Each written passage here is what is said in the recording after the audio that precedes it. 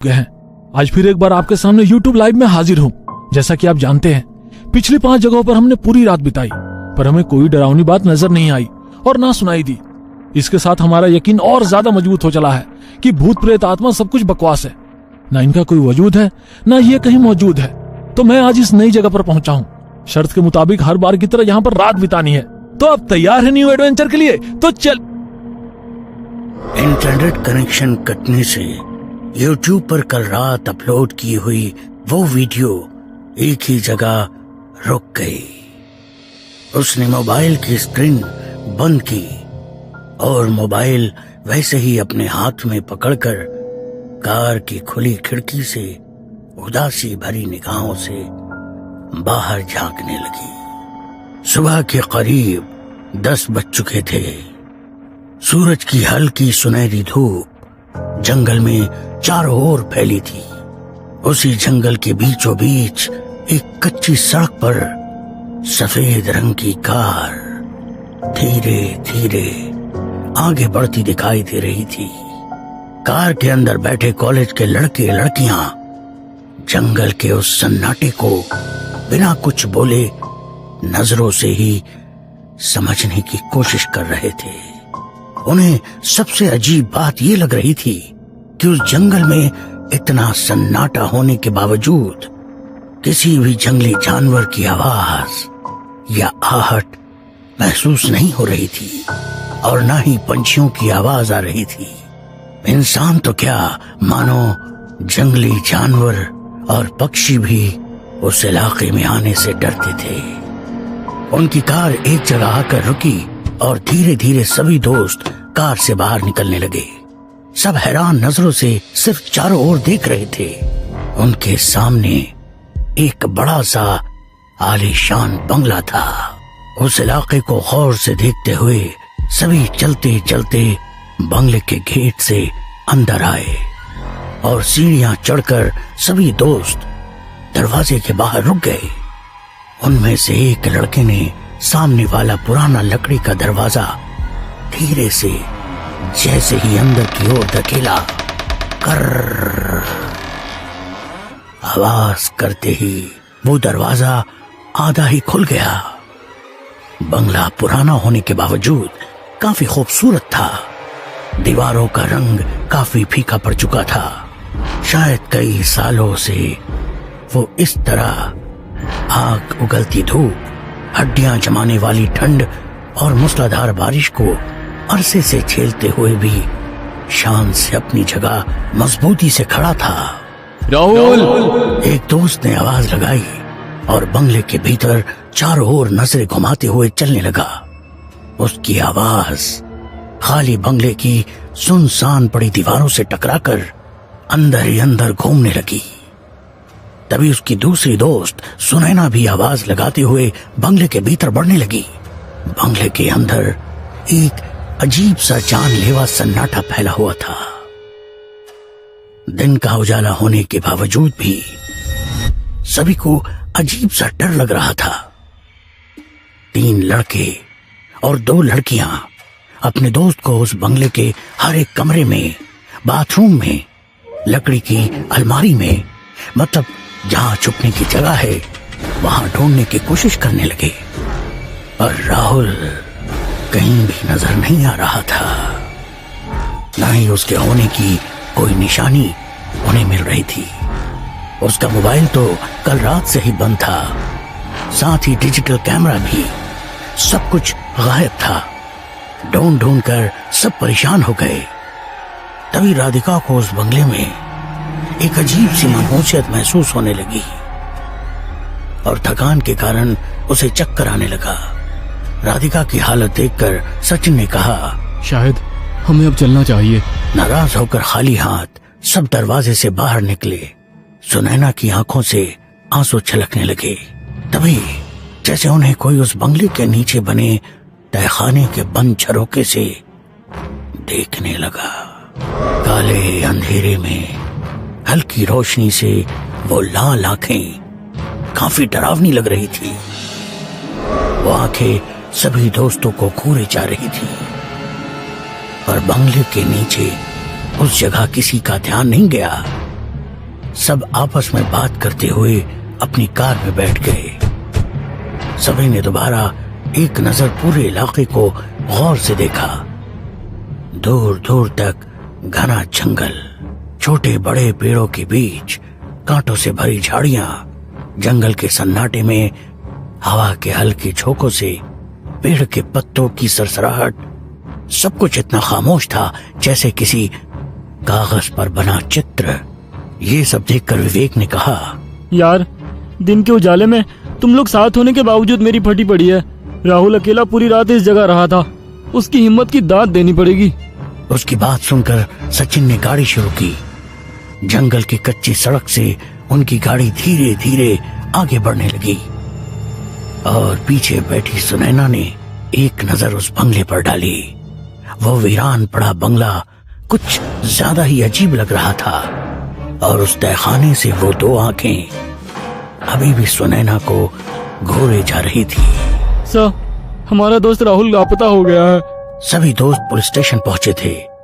विवेक ने थोड़ी डरी सहमी आवाज में इंस्पेक्टर साहब को बताया। गायब हो गया? मतलब? इंस्पेक्टर साहब ने शक भरी नजरों से सबकी ओर देखा। विवेक एक एक बात इंस्पेक्टर साहब को बता रहा था। बगल की कुर्सी पर बैठी सुनैना को अपना सर पकड़े रोता देख राधिका ने उसको थोड़ी हिम्मत दी। विवेक की सारी बातें सुनकर इंस्पेक्टर साहब अपनी कुर्सी पर थोड़ा पीछे सिरकते हुए छत पर धीरे धीरे घूमने वाले पंखे की तरफ देखते हुए मुस्कुराकर बोले, शर्त? अकेले रात बिताने की शर्तें, वो भी ऐसी जगह जिसके बारे में हमें कोई भी जानकारी ना हो।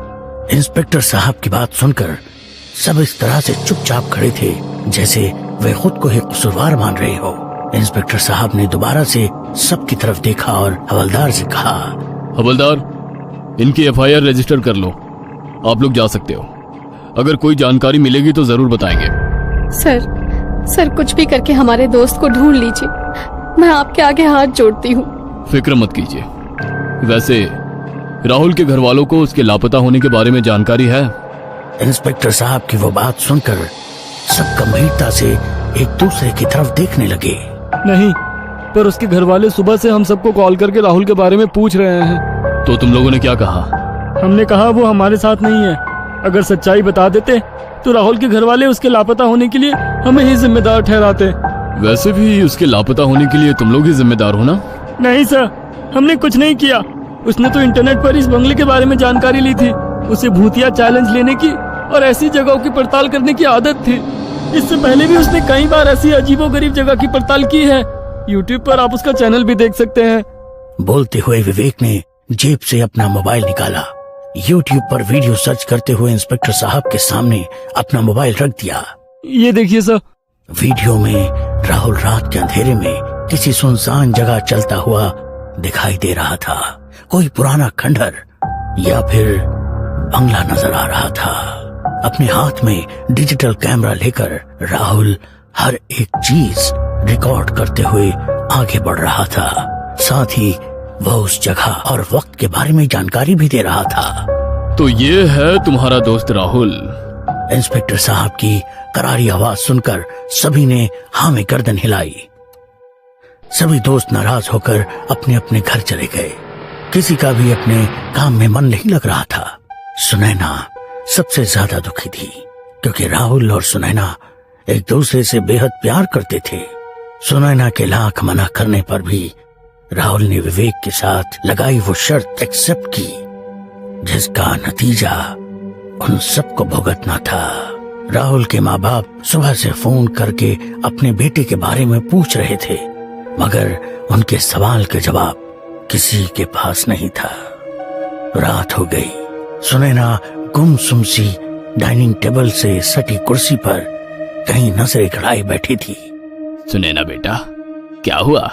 पापा ने प्यार से सुनैना के सिर पर हाथ रखते हुए पूछा। तबीयत ठीक नहीं लग रही है पापा, मैं जाकर आराम कर लेती हूँ। बेटा, कुछ तो खा लो। भूखे पेट सोओगी तो नींद नहीं आएगी। भूख नहीं है पापा। सुनैना की उदासी भरा चेहरा देखकर माँ ने कहा, सुनैना बेटा, राहुल अभी छोटा बच्चा थोड़ी ही है। अपने दोस्तों के साथ कहीं गया होगा नए एडवेंचर की तलाश में। आ जाएगा वापस, तुम चिंता मत करो। माँ की बातें सुनकर सुनैना थोड़ी मुस्कुराई और अपने कमरे में चली गई। उसने अपने कमरे का दरवाजा बंद किया और फूट फूट कर रोते हुए अपने बेड पर लेट गई। रह रहकर उसे राहुल की याद आ रही थी। अपना मोबाइल लिया और राहुल को फोन करने लगी। पता था कल रात से ही उसका मोबाइल बंद है, पर दिल ये मानने को तैयार नहीं था। मोबाइल स्विच ऑफ था। मोबाइल बेड पर रखकर वो उसकी यादों में रोने लगी। सब कुछ कितना अच्छा चल रहा था। घंटों एक दूसरे के साथ समय बिताना, उसके बाइक पर बैठकर दूर पहाड़ों की सैर करना, फिल्म देखना, कड़ाके की ठंड में भी रात को उसकी फेवरेट आइसक्रीम खाने के लिए बाइक पर शहर में घूमना। एक पल में सब कुछ बदल गया। राहुल, राहुल कहाँ हो तुम? तुम मुझे छोड़कर कहाँ चले गए? राहुल।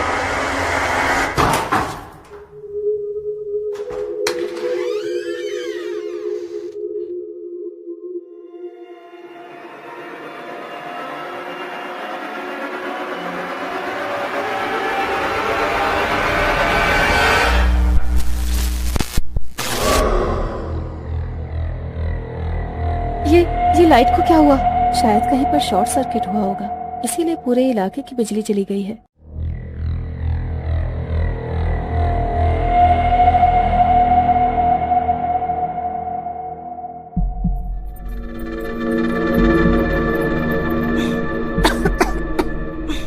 ये क्या हो रहा है और ये जगह कौन सी है?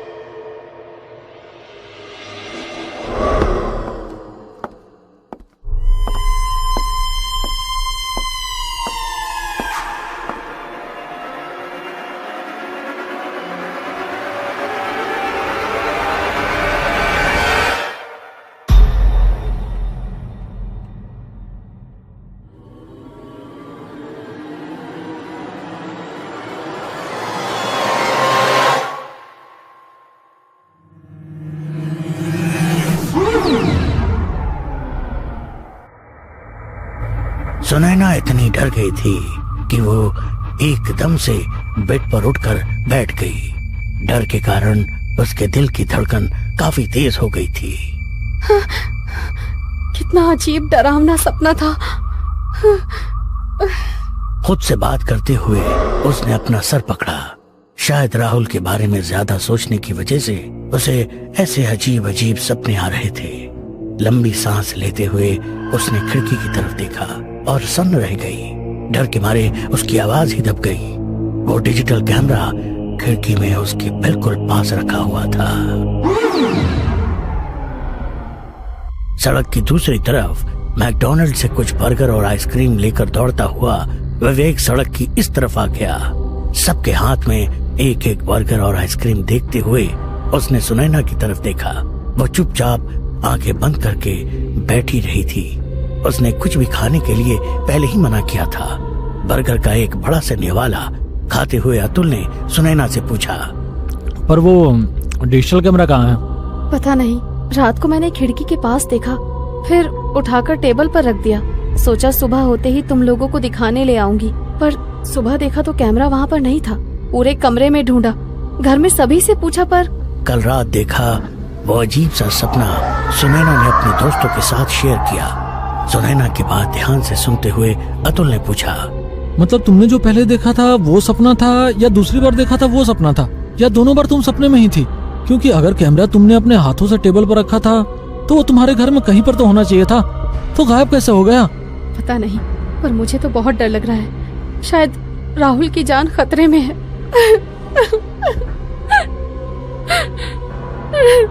पीछे के सीट पर सचिन के कंधे पर सर रखकर बैठी हुई राधिका ने आइसक्रीम खाते हुए सबसे पूछा, राहुल के बारे में पूछने के लिए उस इंस्पेक्टर ने किसी को कॉल किया था क्या? उसकी बात सुनकर सभी ने नामे गर्दन हिलाया। आगे की सीट पर आंखें बंद कर बैठी सुनैना नाराज होकर बोली, यार सच कहूँ तो मुझे उस पुलिस वाले पर बिल्कुल भी भरोसा नहीं है। मुझे नहीं लगता वो राहुल को ढूंढने की कोशिश भी करेगा। सुनैना की उदासी भरी आवाज सुनकर सचिन ने कहा, क्यों ना हम खुद राहुल को ढूंढने की कोशिश करें? तुम्हारा दिमाग तो ठिकाने है ना? विवेक भी सचिन की बात सुनकर थोड़ा गुस्सा हुआ और सुनैना को उसका आइडिया पसंद आया। झट से अपनी आंखें खोली और पीछे मुड़कर देखते हुए सचिन से पूछा, पर वो कैसे? सुनैना, इसके साथ तू भी पागल हो गई है क्या? हम सब रात उस जगह जाएंगे और राहुल की तलाश करेंगे। सचिन की बात सुनकर राधिका ने गुस्से में आंख बबूला होते हुए जोर से सचिन का हाथ दबाया। हाँ, ताकि वो भूत हमें भी गायब कर दे, है ना? बड़ा ही बेतुका आइडिया है। विवेक दोबारा गुस्सा हुआ। विवेक की बात सुनकर राधिका ने कहा, मुझे लगता है विवेक ठीक ही कह रहा है। हमें उसकी बात मान लेनी चाहिए। चाहे तो हम दोबारा से पुलिस स्टेशन में जाकर उस इंस्पेक्टर से रिक्वेस्ट कर सकते हैं, क्योंकि ये पुलिस का काम है। राधिका की बात सुनकर सचिन ने उसे समझाया, राधिका, राहुल पुलिस का दोस्त नहीं था बल्कि हमारा दोस्त था। पुलिस को उसकी कोई फिक्र नहीं है। अगर हम दोबारा पुलिस स्टेशन गए तो उस पुलिस वाले को ये भी याद नहीं होगा कि हम पिछली बार किस लिए आए थे। सचिन की बात सुनकर राधिका एकदम से चुप हो गई। उसके पास बोलने के लिए कुछ भी नहीं था। सचिन ने दोबारा अपने दोस्तों की तरफ देखकर कहा, हम वहां जाएंगे पर अपनी सुरक्षा का पूरा ध्यान रखेंगे। हमारे साथ मोबाइल तो होगा ही, साथ ही 2 एक्स्ट्रा कैमरे और ईयरफोन, जिससे कॉन्फ्रेंस कॉल में हम सभी एक दूसरे से कनेक्ट रहेंगे। साथ ही कुछ और चीज लेकर जाएंगे। सचिन की बात सुनकर अतुल ने पूछा, पर उससे क्या होगा? अपने दोस्तों की तरफ देखते हुए सुनैना ने कहा, इससे हमें ये पता चलेगा कि आखिर उस जगह होता क्या है। सच कहा, हमें ये नहीं पता कि कितने लोग आज तक वहाँ से गायब हो गए हैं। हम इस बात को आज तक एक मनगढ़ंत कहानी के रूप में देखते थे, पर आज हमारा दोस्त सचमुच गायब हो गया है। सचिन को बीच में रोकते हुए राधिका बोली, आई एम सॉरी यार, पर मैं नहीं आ सकती। आप लोगों को मेरे पापा के बारे में पता है ना? राधिका ने इनकार किया क्योंकि उसके पापा रात भर बाहर रहने की इजाजत नहीं देने वाले थे।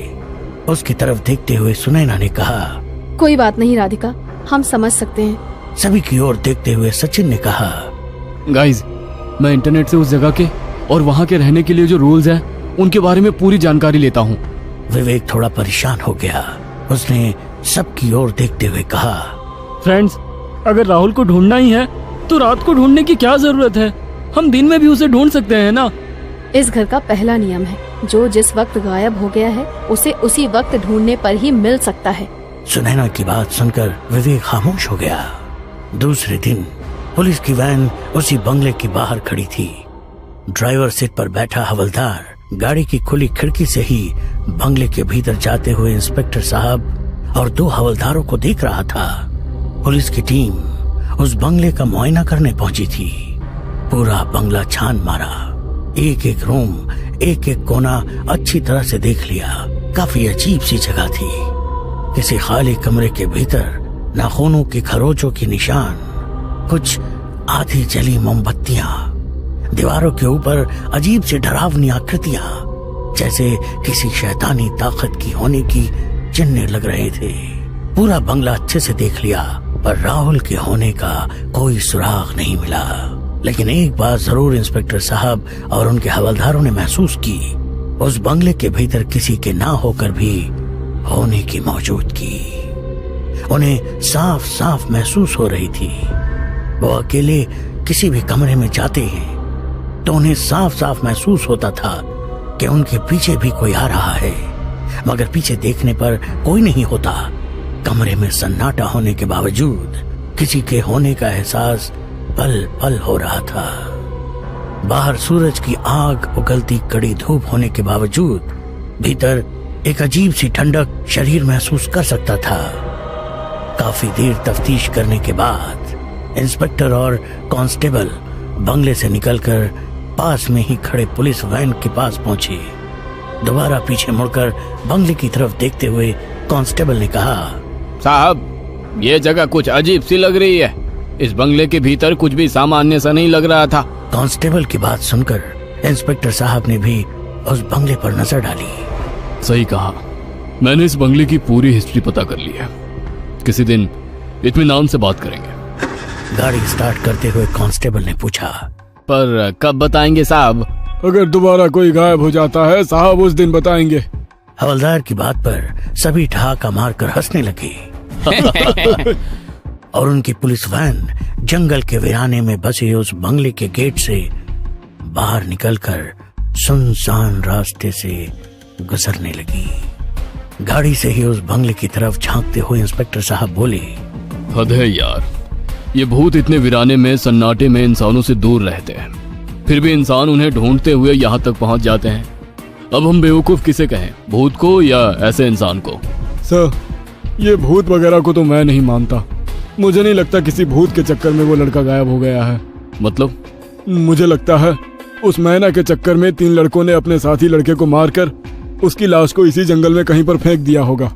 हवलदार की बात सुनकर इंस्पेक्टर साहब थोड़े हैरान हो गए। उन्होंने दोबारा हवलदार से पूछा, ये भी हो सकता है। वैसे ये मैना कौन है और उसका इस केस के साथ क्या कनेक्शन? इंस्पेक्टर साहब की तरफ देखते हुए धीमी आवाज में हवलदार ने मुस्कुराते हुए कहा, साहब, वही सबसे खूबसूरत लड़की, सुनहरे रेशमी बाल, चांदी की तरह बेदाग गोरा रंग, वही जो नीली जींस और जामुनी रंग का शर्ट पहनकर आपके सामने वाली कुर्सी पर बैठी थी, जो अपना सर पकड़कर फूट फूट कर रो रही थी, वही जो अपने दोनों हाथ आपके सामने जोड़कर अपने दोस्त को ढूंढने के लिए विनती कर रही थी। ड्राइवर की बात सुनकर इंस्पेक्टर साहब को सब कुछ याद आ गया। हवलदार की तरफ देखते हुए उन्होंने कहा, अरे हवलदार जी, उसका नाम मैना नहीं, नैना, मेरा मतलब सुनैना है। सब बातें करने में मशगूल थे और उनकी गाड़ी धीरे धीरे जंगल के डरावने माहौल से बाहर निकलने लगी। इधर सब दोस्तों ने तैयारी पूरी कर ली थी। 9 बज चुके हैं, चलो काम पर लगते हैं। रात को 12 बजे से पहले हमें पूरी तैयारी कर लेनी है। 12:30 से 3:30 के बीच हमें किसी भी हालत में एक दूसरे को अकेला नहीं छोड़ना है। 12:30 से 3:30 के बीच हमें राहुल की तलाश करनी है। उसी वक्त हम 2-2 की टीम में बंटकर हर कमरे में जाकर राहुल को आवाज लगाएंगे। गलत, हमें किसी भी हालत में अपने किसी भी साथी को आवाज नहीं लगानी है। और ये सबसे इम्पोर्टेंट बात हम सबको अपने जहन में याद रखनी है। मतलब? पहली बात, हमें ये पता करना है कि इस बंगले में कुल कितने कमरे हैं। हमें उन हर कमरे के भीतर जाना है और कमरे की खिड़कियों पर टूटे शीशे पूरी तरह से बंद करने हैं और फिर इसी हॉल में वापस आना है। दूसरी बात, जितने भी कमरे हमने पूरी तरह से बंद किए हैं उन सबको याद रखकर रात 12:30 बजे के बाद दोबारा हर एक कमरे में जाना है और वहां मोमबत्ती जलाकर रोशनी करनी है। और सबसे इम्पोर्टेंट बात, किसी भी बंद अंधेरे कमरे से या खाली अंधेरी जगह से अगर कोई तुम्हें आवाज देता है तो समझ लेना कि वो हमारा दोस्त नहीं है। इस कहानी के लेखक है संजय कामले। सभी दोस्तों ने तैयारी पूरी कर ली थी। सचिन ने बंगले के बारे में पूरी जानकारी जुटा ली। अतुल ने जरूरी चीजों को इकट्ठा किया था। सूरज ढलते ही उन्हें उन जगह के लिए निकलना था। दिए हुए वक्त पर सचिन की कार सुनैना के घर पहुंची। गैलरी से कार की तरफ देखती हुई अपनी माँ को देखकर सुनैना ने हाथ हिलाया और कार में बैठ गई। सबने घर में झूठ कहा था कि वे ट्रेनिंग के लिए जा रहे हैं। शहर के ट्रैफिक से रास्ता निकलते हुए धीरे धीरे उनकी कार आगे बढ़ रही थी। कुछ ही देर में शहर की चहल पहल को पीछे छोड़ते हुए उनकी गाड़ी वीरान सड़क पर दौड़ने लगी। सभी के चेहरे पर एक अजीब सी टेंशन थी। किसी को भी नहीं पता था कि आगे क्या होने वाला है।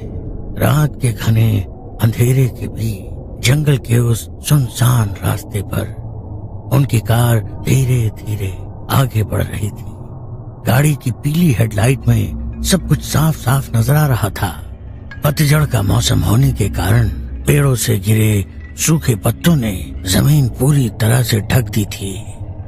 बिना पत्तों के पेड़ जैसे हड्डियों का ढांचा बने इंसानी शरीर की तरह दिखाई पड़ रहे थे। गाड़ी की हेडलाइट में वह इलाका दिल में खौफ पैदा कर रहा था।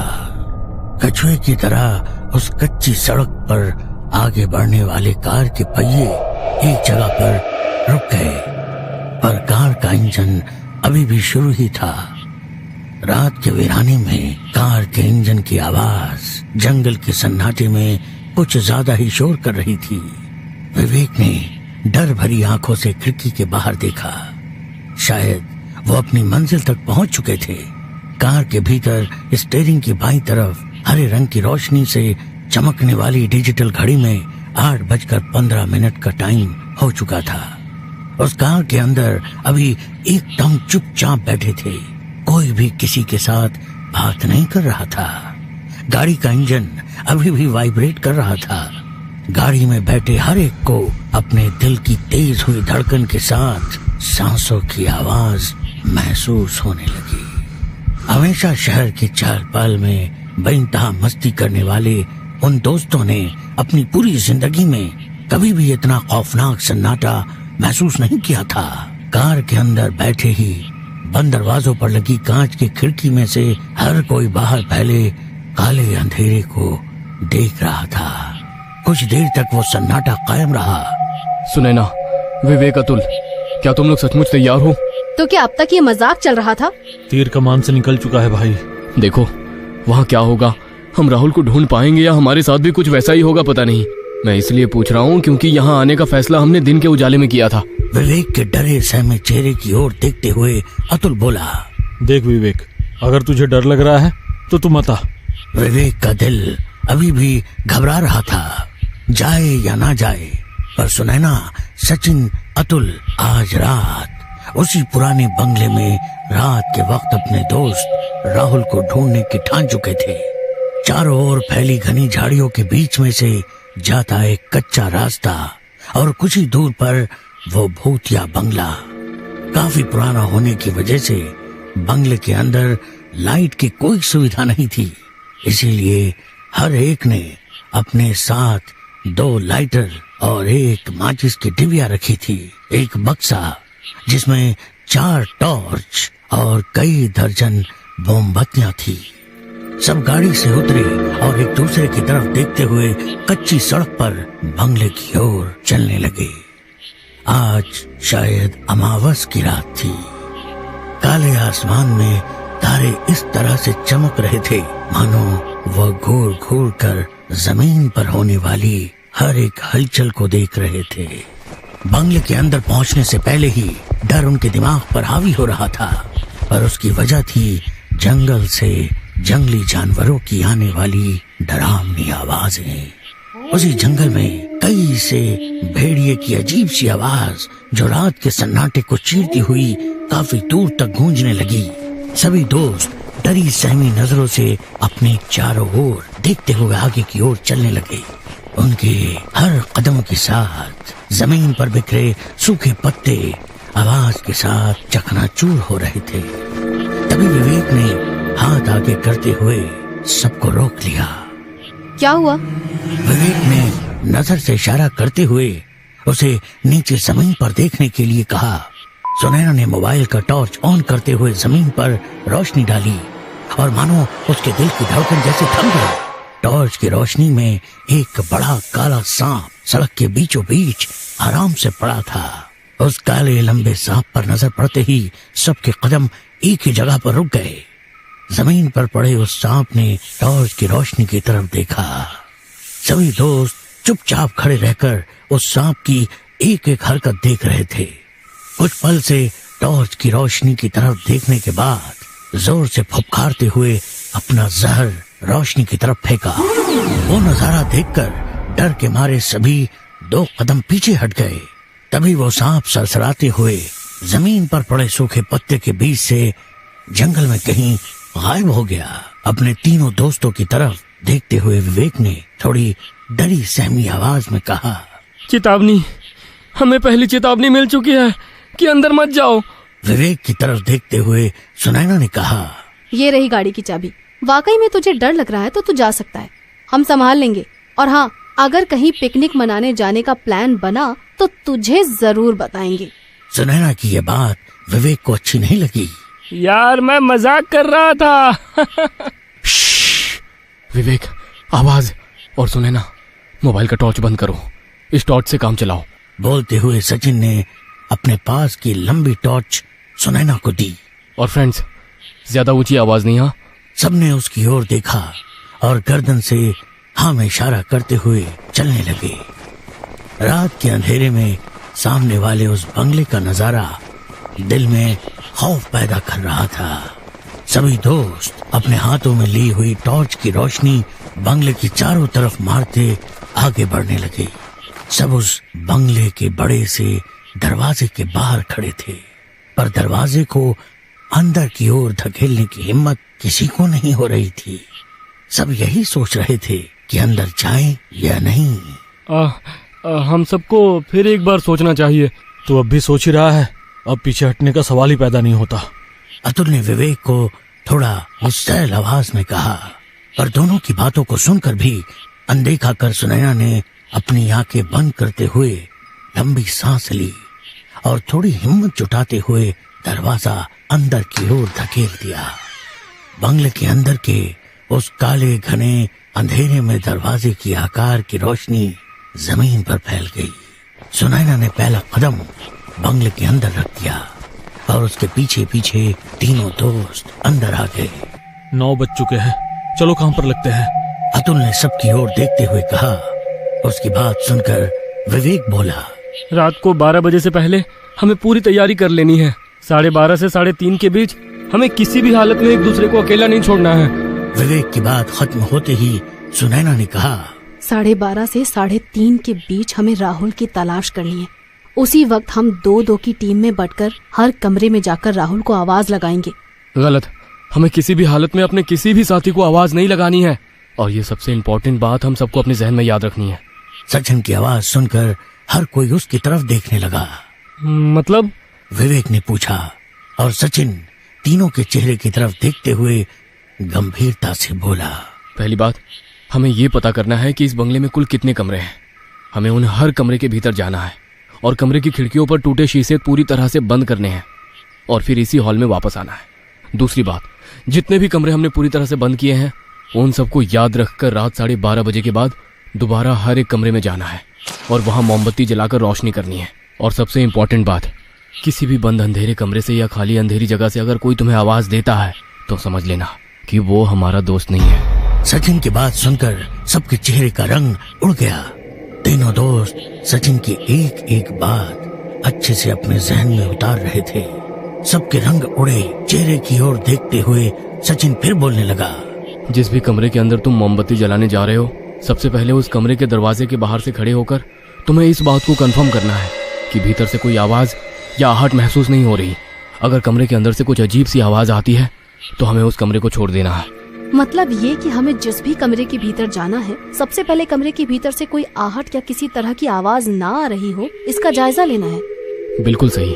अगर कमरे के भीतर सन्नाटा हो तभी उसका दरवाजा खोलना है और वहां मोमबत्ती जलाकर उजाला करने के बाद में जिस कमरे को छोड़ा था उस कमरे के बाहर जाकर दोबारा उस आवाज को सुनने की कोशिश करनी है। अगर सन्नाटा है तो दरवाजा खोलकर हमें वहां भी उजाला करना है। एक बात ध्यान में रखना, हमें किसी को आवाज नहीं लगानी। सभी दोस्त सचिन की एक एक बात सांसें रोक कर सुन रहे थे। यार, ये बात तुम यहाँ आने से पहले नहीं बता सकते? नहीं, अगर पहले बता देता तो मस्ती करने के चक्कर में यहाँ आने से पहले ही तुम सब कुछ भूल जाते। बस हो गया, अब तुम डराओ मत, वैसे भी पूरी तरह से फटी पड़ी है। बोलते हुए विवेक टॉर्च की रोशनी इधर उधर घुमाने लगा। सबसे पहले हमें घर के सभी खिड़की और दरवाजे बंद करने होंगे। जिन खिड़कियों के शीशे टूटे हुए हैं वहां पर कागज या ऐसे ही किसी चीज का इस्तेमाल करके बंद करना होगा जिसकी वजह से अंदर की रोशनी बाहर ना जा सके या बाहर का अंधकार नजर ना आए। सही कहा तुमने सचिन, सबसे पहले यही काम करते हैं, चलो।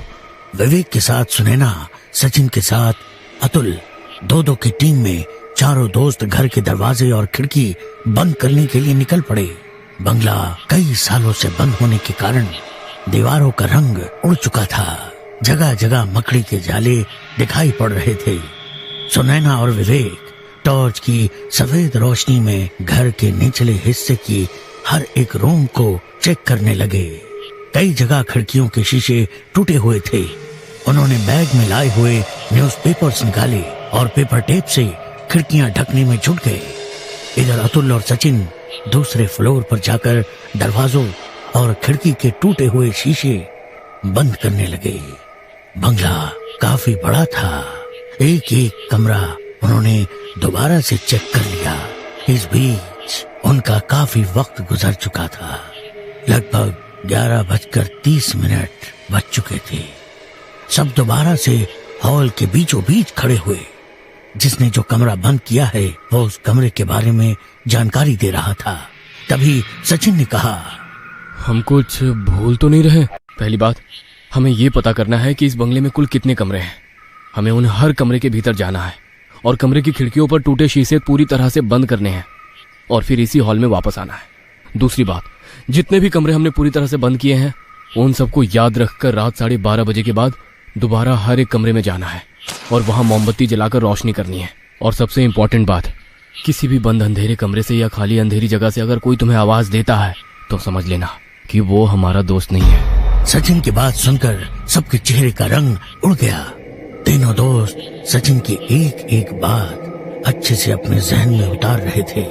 सबके रंग उड़े। चेहरे की ओर देखते हुए सचिन फिर बोलने लगा, जिस भी कमरे के अंदर तुम मोमबत्ती जलाने जा रहे हो, सबसे पहले उस कमरे के दरवाजे के बाहर से खड़े होकर तुम्हें इस बात को कंफर्म करना है कि भीतर से कोई आवाज या आहट महसूस नहीं हो रही। अगर कमरे के अंदर से कुछ अजीब सी आवाज आती है तो हमें उस कमरे को छोड़ देना है।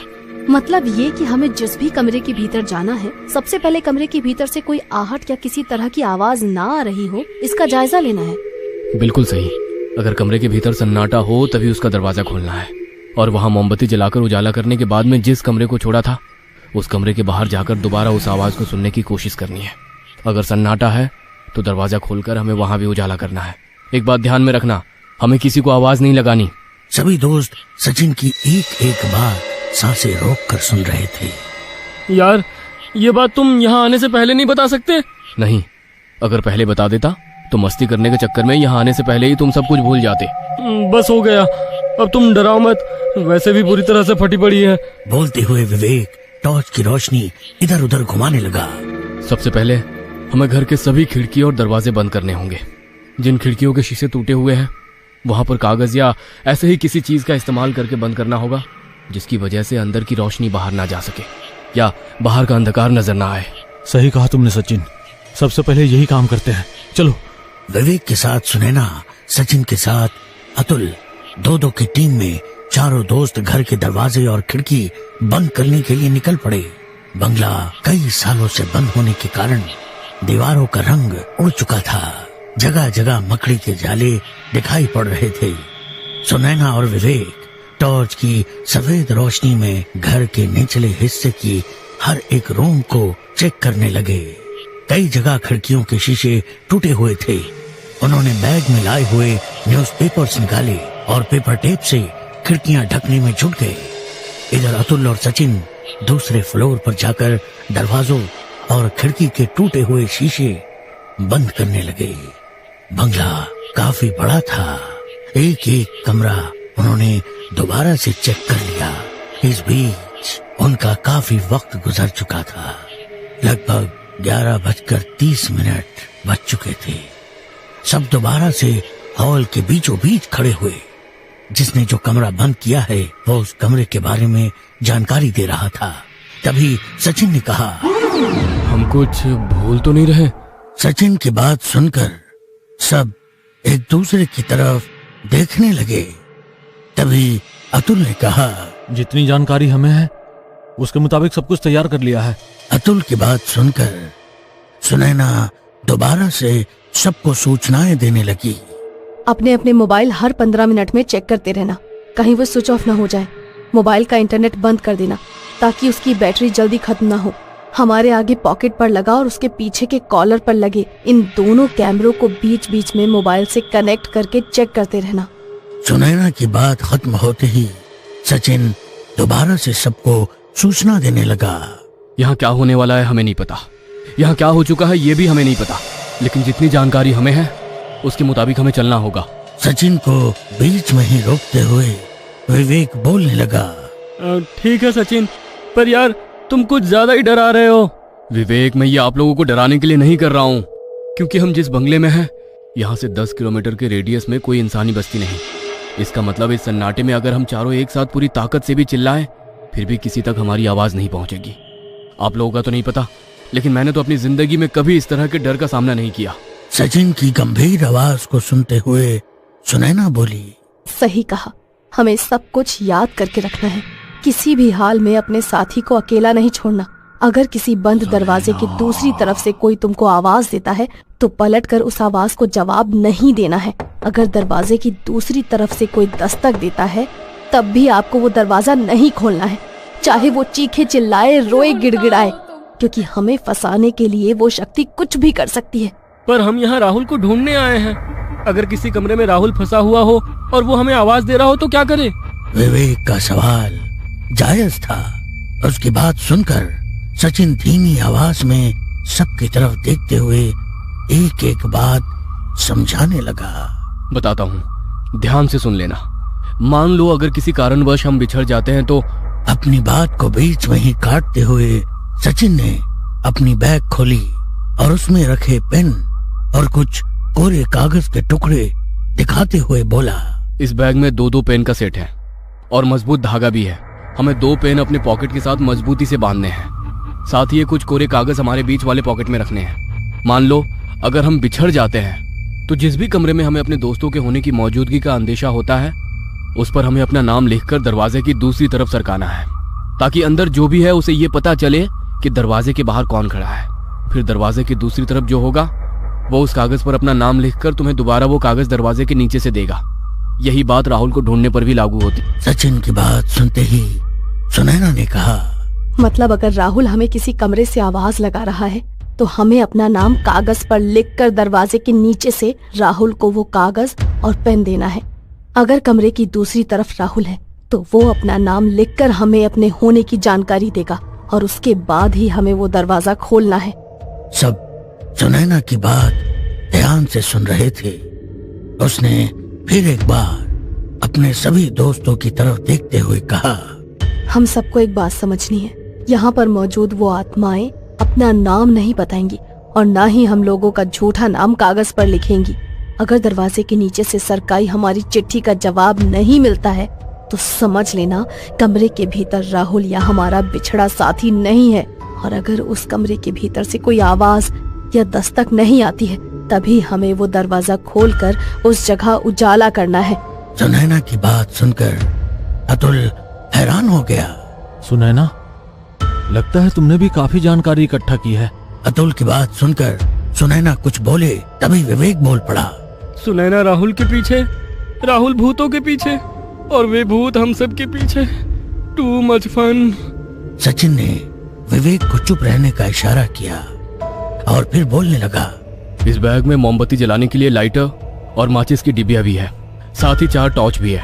सब एक टॉर्च, एक लाइटर और एक माचिस की डिब्बिया अपनी जेब में रख लो। चाहे कुछ भी हो जाए अपने साथी को अकेला नहीं छोड़ना। सचिन, वैसे भी मोबाइल का टॉर्च तो है, तो इस एक्स्ट्रा टॉर्च की क्या जरूरत थी? हमारे पास रोशनी के जितने सोर्स होंगे हम उतने ही ज्यादा सुरक्षित रहेंगे। और कोई सवाल? सचिन की वो गंभीर आवाज उस जगह फैले वीरान सन्नाटे में गूंज रही थी। सचिन की बात सुनकर सब खामोश नजरों से एक दूसरे की तरफ देखने लगे। गुड, चलो चीजें उठाओ और जैसा कहा है वैसा करो। सबकी नजर अपने हाथों में लिए मोबाइल की स्क्रीन पर थी। 12 बज चुके थे। सब तैयारी में जुट गए। सुनैना ने अपनी जीन्स की दाई पॉकेट में लाइटर और बाईं पॉकेट में माचिस की डिबिया रखी। अतुल ने कोरे कागज पिछली पॉकेट में सरकाए। तभी सचिन का मोबाइल वाइब्रेट हुआ। मोबाइल की स्क्रीन पर नंबर देखते हुए सचिन ने कॉल रिसीव किया। बोलो। चिंता मत करो, हमें कुछ नहीं होगा। ठीक है, मैं अपना पूरा ख्याल रखूंगा। लव यू जान। सबकी तरफ देखते हुए सचिन ने कहा, सॉरी यार, राधिका का फोन था, बेकार में फिक्र कर रही थी। और मोबाइल की तरफ देखकर वो खुद भी चौंक गया। उसके हाथ में मोबाइल नहीं था। उसका मोबाइल अभी भी उसकी पॉकेट में ही था। वो समझ गया था कि कुछ अजीब सा हुआ है। सबको इस तरह डरा हुआ देखकर सचिन धीमी आवाज में बोला, मैं तो मजाक कर रहा था, चलो काम पर चलते हैं। लेकिन सुनैना को पता चल चुका था कि यह मजाक नहीं था। रात के 12:30 बज चुके थे। सबने एक दूसरे की तरफ देखा और बिना कुछ बोले नजरों से इशारा करते हुए दो की टीम में बंट गए। हॉल के बीचों बीच रखी हुई दूसरी बैग सुनैना ने खोली और उसमें से एक मोमबत्ती निकाली। तभी अपने एक हाथ में लाइटर और माचिस की डिबिया देखते हुए विवेक बोला, यार, लाइटर के होते हुए माचिस की डिबिया की क्या जरूरत थी? सचिन ने उसकी बातों पर ध्यान नहीं दिया। सबसे पहले हम हॉल के भीतर कुछ मोमबत्तियां जलाकर रखते हैं ताकि यहाँ पर उजाला हो सके। उसने टॉर्च जमीन पर रख दी, जेब से लाइटर निकाला और अंगूठे से उसका बटन दबाया, पर लाइटर जल नहीं रहा था। उसने दोबारा कोशिश की और फिर लाइटर की खट खट खट इस तरह की आवाज उस बड़े से खाली पड़े हॉल के अंदर हर कोई साफ साफ सुन रहा था। 1 2 3 4 5। सुनैना लगातार लाइटर जलाने की कोशिश कर रही थी पर कोई फायदा नहीं हुआ। यह देखकर सब हैरान हो गए।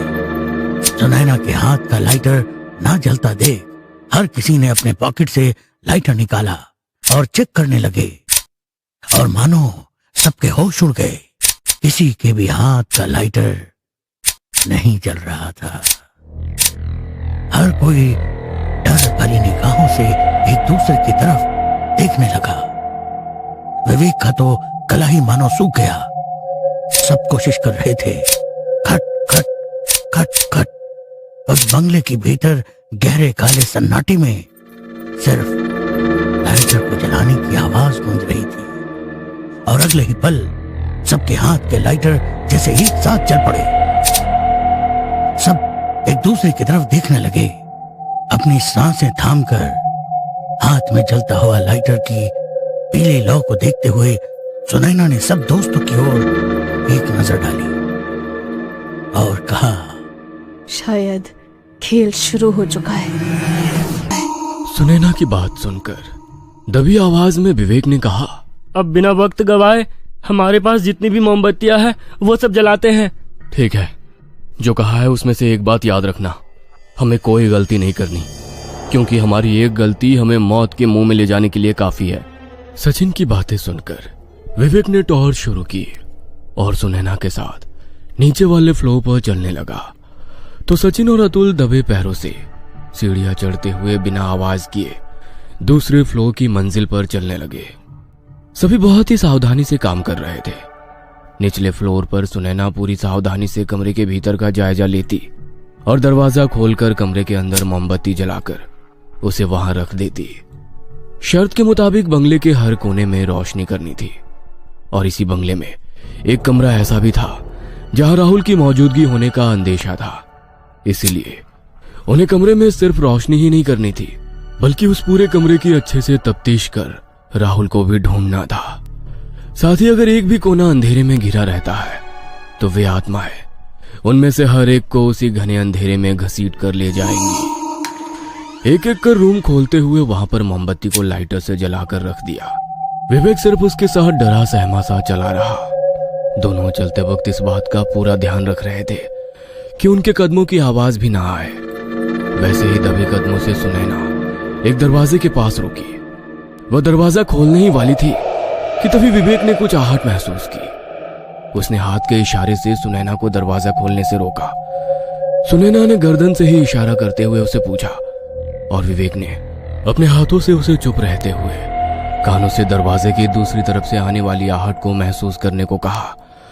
सुनैना ने डरी सहमी आंखों से दरवाजे की तरफ देखा। दोनों बिना हिले डुले बिल्कुल एक पुतले की तरह खड़े दरवाजे की तरफ देख रहे थे। डर के मारे सुनैना के दिल की धड़कन तेज हो गई। सांसें रोककर वो उस आहट को महसूस करने की कोशिश करने लगी, पर उसे तो कोई भी आवाज या कोई ऐसी आहट महसूस नहीं हो रही थी। उसने दोबारा गर्दन हिलाकर विवेक से सवाल किया, पर विवेक ने उसे वैसे ही चुपचाप बिना हिले खड़ा रहने के लिए हाथों से इशारा किया। विवेक की आंखों में बसा खौफ देखकर सुनैना समझ चुकी थी कि जरूर कुछ है विवेक ने अपने होठों पर उंगली रखते हुए सुनैना से बिल्कुल आवाज ना करने का इशारा किया। इधर सचिन और अतुल टॉर्च की रोशनी में एक एक रूम के अंदर जाते हुए पूरी सावधानी के साथ मोमबत्तियां जलाने लगे। वे दोनों भी इस बात का पूरा ख्याल रख रहे थे कि उनके कदमों की आवाज भी ना आए। एक कमरे के बाहर खड़े होकर उसके भीतर का जायजा लेते हुए सचिन ने उस कमरे का दरवाजा धीरे से खोला। दरवाजा खोलते ही कमरे के भीतर से एक अजीब सी गंध उनके नाक के भीतर घुस गई। उस गंध से सचिन खांसने लगा। अगले ही पल उसने अपने पॉकेट से रुमाल निकाला और अपना मुंह ढक लिया ताकि खांसने की आवाज ना आए। सचिन दबे कदमों से दरवाजे के भीतर चला गया। उसके पीछे अतुल भी दबे कदमों से अंदर आया, पर अंदर पैर रखते ही उसे भी वही बदबू महसूस हुई। एक हाथ में टॉर्च ठीक से पकड़ते हुए उसने भी अपनी जेब से रुमाल निकाला और मुंह ढक लिया। सचिन ने कमरे के भीतर मोमबत्ती जलाकर एक जगह पर रख दी। तभी अतुल ने टॉर्च की रोशनी बाथरूम के दरवाजे पर डाली। अतुल का इशारा समझ के हाँ में सर हिलाते हुए सचिन बाथरूम की तरफ चलने लगा। दोनों की धड़कनें काफी तेज हो चुकी थी। सचिन बाथरूम के दरवाजे के बाहर थोड़ा नजदीक खड़ा हुआ। दरवाजा खोलने से पहले भीतर कुछ आहट महसूस होती है या नहीं, इसका जायजा लेने लगा। पीछे खड़ा अतुल भी अपनी सांसें रोककर सब कुछ देख रहा था। शांत, बिल्कुल शांत, इतना सन्नाटा कि हल्की से हल्की आवाज भी वह बिल्कुल साफ सुन सकते थे। अंदर से किसी भी तरह की कोई आवाज नहीं आ रही थी। मतलब साफ था कि अंदर कोई नहीं है या किसी भी तरह की कोई बुरी शक्ति अंदर मौजूद नहीं है। सचिन ने एक बार अतुल की ओर देखा। अतुल ने भी उसकी ओर देखते हुए हाँ में गर्दन हिलाई। वह अतुल का इशारा समझ गया। उसने भी हाँ में गर्दन हिलाई और दरवाजे की कुंडी को हाथ लगाया ही था कि तभी एक बेहद डरावनी आवाज सचिन ने बिल्कुल साफ साफ सुनी। बाथरूम के उस दरवाजे पर तेज धार वाली नुकीली चीज से हल्के हल्के खरोचने की आवाज, वह धीमी सी आवाज सुनकर सचिन ने अतुल की ओर देखकर कानों की तरफ इशारा करते हुए आवाज के बारे में इशारा से ही पूछा। अतुल ने भी हाँ में गर्दन हिलाई। मतलब दोनों को वो आवाज सुनाई दे रही थी। दोनों बिना आवाज किए बिल्कुल शांत अपनी सांसें रोककर एक ही जगह पर खड़े रहे और कुछ ही देर में वो आवाज आनी बंद हो गई। दोबारा से सब कुछ एकदम शांत हो गया। अतुल की तरफ देखते हुए सचिन दबे पांव से दरवाजे की ओर बढ़ने लगा। दाएं हाथ से टॉर्च की सफेद रोशनी दरवाजे पर डालते हुए अपना बायां हाथ कुंडी की तरफ बढ़ाया ही था कि अंदर से दरवाजे पर हल्की सी दस्तक हुई। उस कमरे के भीतर फैले खौफनाक सन्नाटे के बीच दरवाजे पर हुई उस दस्तक ने कुछ पल के लिए ही सही पर दोनों की सांसें रोक दी। अतुल के दिल की तो धड़कन ही रुक गई। अपने डर पर काबू रखते हुए सचिन ने दरवाजे की कुंडी से धीरे से अपना हाथ हटाया। अतुल ने अपने एक हाथ से अपना मुंह दबा लिया। सचिन ने अतुल को शांत रहने का इशारा किया। बिना आवाज किए होठ हिलाते हुए कहा, राहुल हो सकता है। अतुल ने भी अपने डर के ऊपर काबू रखते हुए हाँ में गर्दन हिलाई और अपने पॉकेट से एक कोरा कागज निकाला। उस कागज पर नाम लिखने लगा, पर डर के मारे उसके हाथ कांप रहे थे। उसकी हालत देखते हुए सचिन ने पेन और कागज अपने हाथ में लिए और उस पर अपना नाम लिखकर वो कागज और पेन दरवाजे से दूसरी तरफ सरकाया। दोनों दरवाजे से थोड़ा दूर हटकर डरी सहमी नजरों से दरवाजे के बीच रखे उस पेन और कागज पर टॉर्च की रोशनी डालने लगे। दोनों सांस रोककर सब कुछ देख रहे थे। एक गहरा जानलेवा सन्नाटा चारों ओर फैला हुआ था। दोनों को अपने दिल की धड़कन साफ साफ सुनाई दे रही थी। उनकी नजरें दरवाजे पर गड़ी हुई थी कि तभी अंदर से दोबारा दरवाजे पर दस्तक हुई। वह दस्तक सुनकर अतुल की रूह कांप गई। उसका थर थर कांपता शरीर डरी सहमी नजर उसके दिल में छुपे डर जाहिर कर रही थी। सचिन ने इशारे से ही उसे अपने ऊपर काबू रखने के लिए कहा। दरवाजे के नीचे रखे हुए उस पेन से बंधे धागे का एक सिरा सचिन के हाथ में था, जिससे सचिन उस पेन को धीरे धीरे बाहर की ओर खींचने लगा। अतुल ने टॉर्च की रोशनी पेन के ऊपर डाली ही थी। सचिन अब पेन उठाने के लिए नीचे झुका ही था कि तभी अतुल ने हाथ में पकड़ी टॉर्च अचानक बंद होने लगी। काला घना अंधेरा पूरे कमरे में फैल गया और तभी मुंह से दर्दनाक चीख निकली। उसने जैसे तैसे एक हाथ से अपना मुंह दबा लिया और दोबारा टॉर्च जलने लगी। अतुल ने सचिन की ओर देखा। सचिन दर्द से कराह रहा था। उसने अपना हाथ टॉर्च की रोशनी में लिया और वो नजारा देखकर अतुल की रूह कांप गई। वह पेन सचिन के हाथ में घुसकर दूसरी तरफ से बाहर निकला था।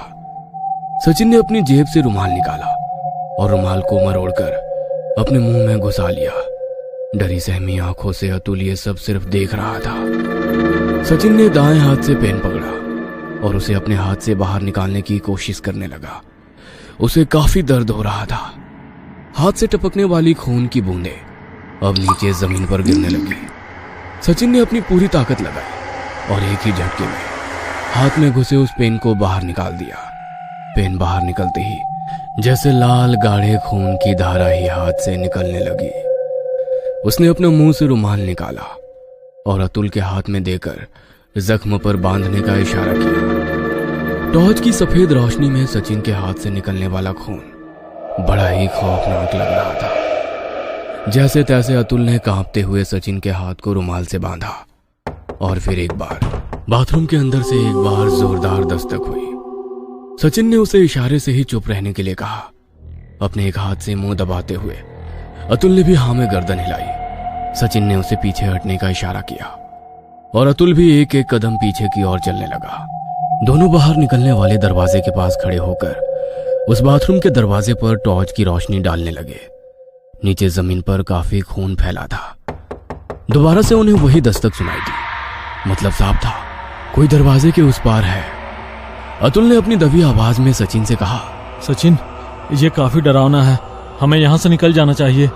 उसकी आवाज में डर था, खौफ था, एक अजीब सी दहशत थी। पर उसका हौसला बढ़ाते हुए सचिन ने दबी हुई आवाज में कहा, हम सब यहाँ खुशी से या मस्ती करने के लिए नहीं आए हैं। हमारा दोस्त राहुल लापता हो चुका है और हमें उसकी तलाश करनी होगी। उसे ढूंढे बगैर तो नहीं जाऊंगा, लेकिन अगर तुम्हें जाना है तो तुम जा सकते हो। हम में से कोई तुम्हें कुछ नहीं कहेगा।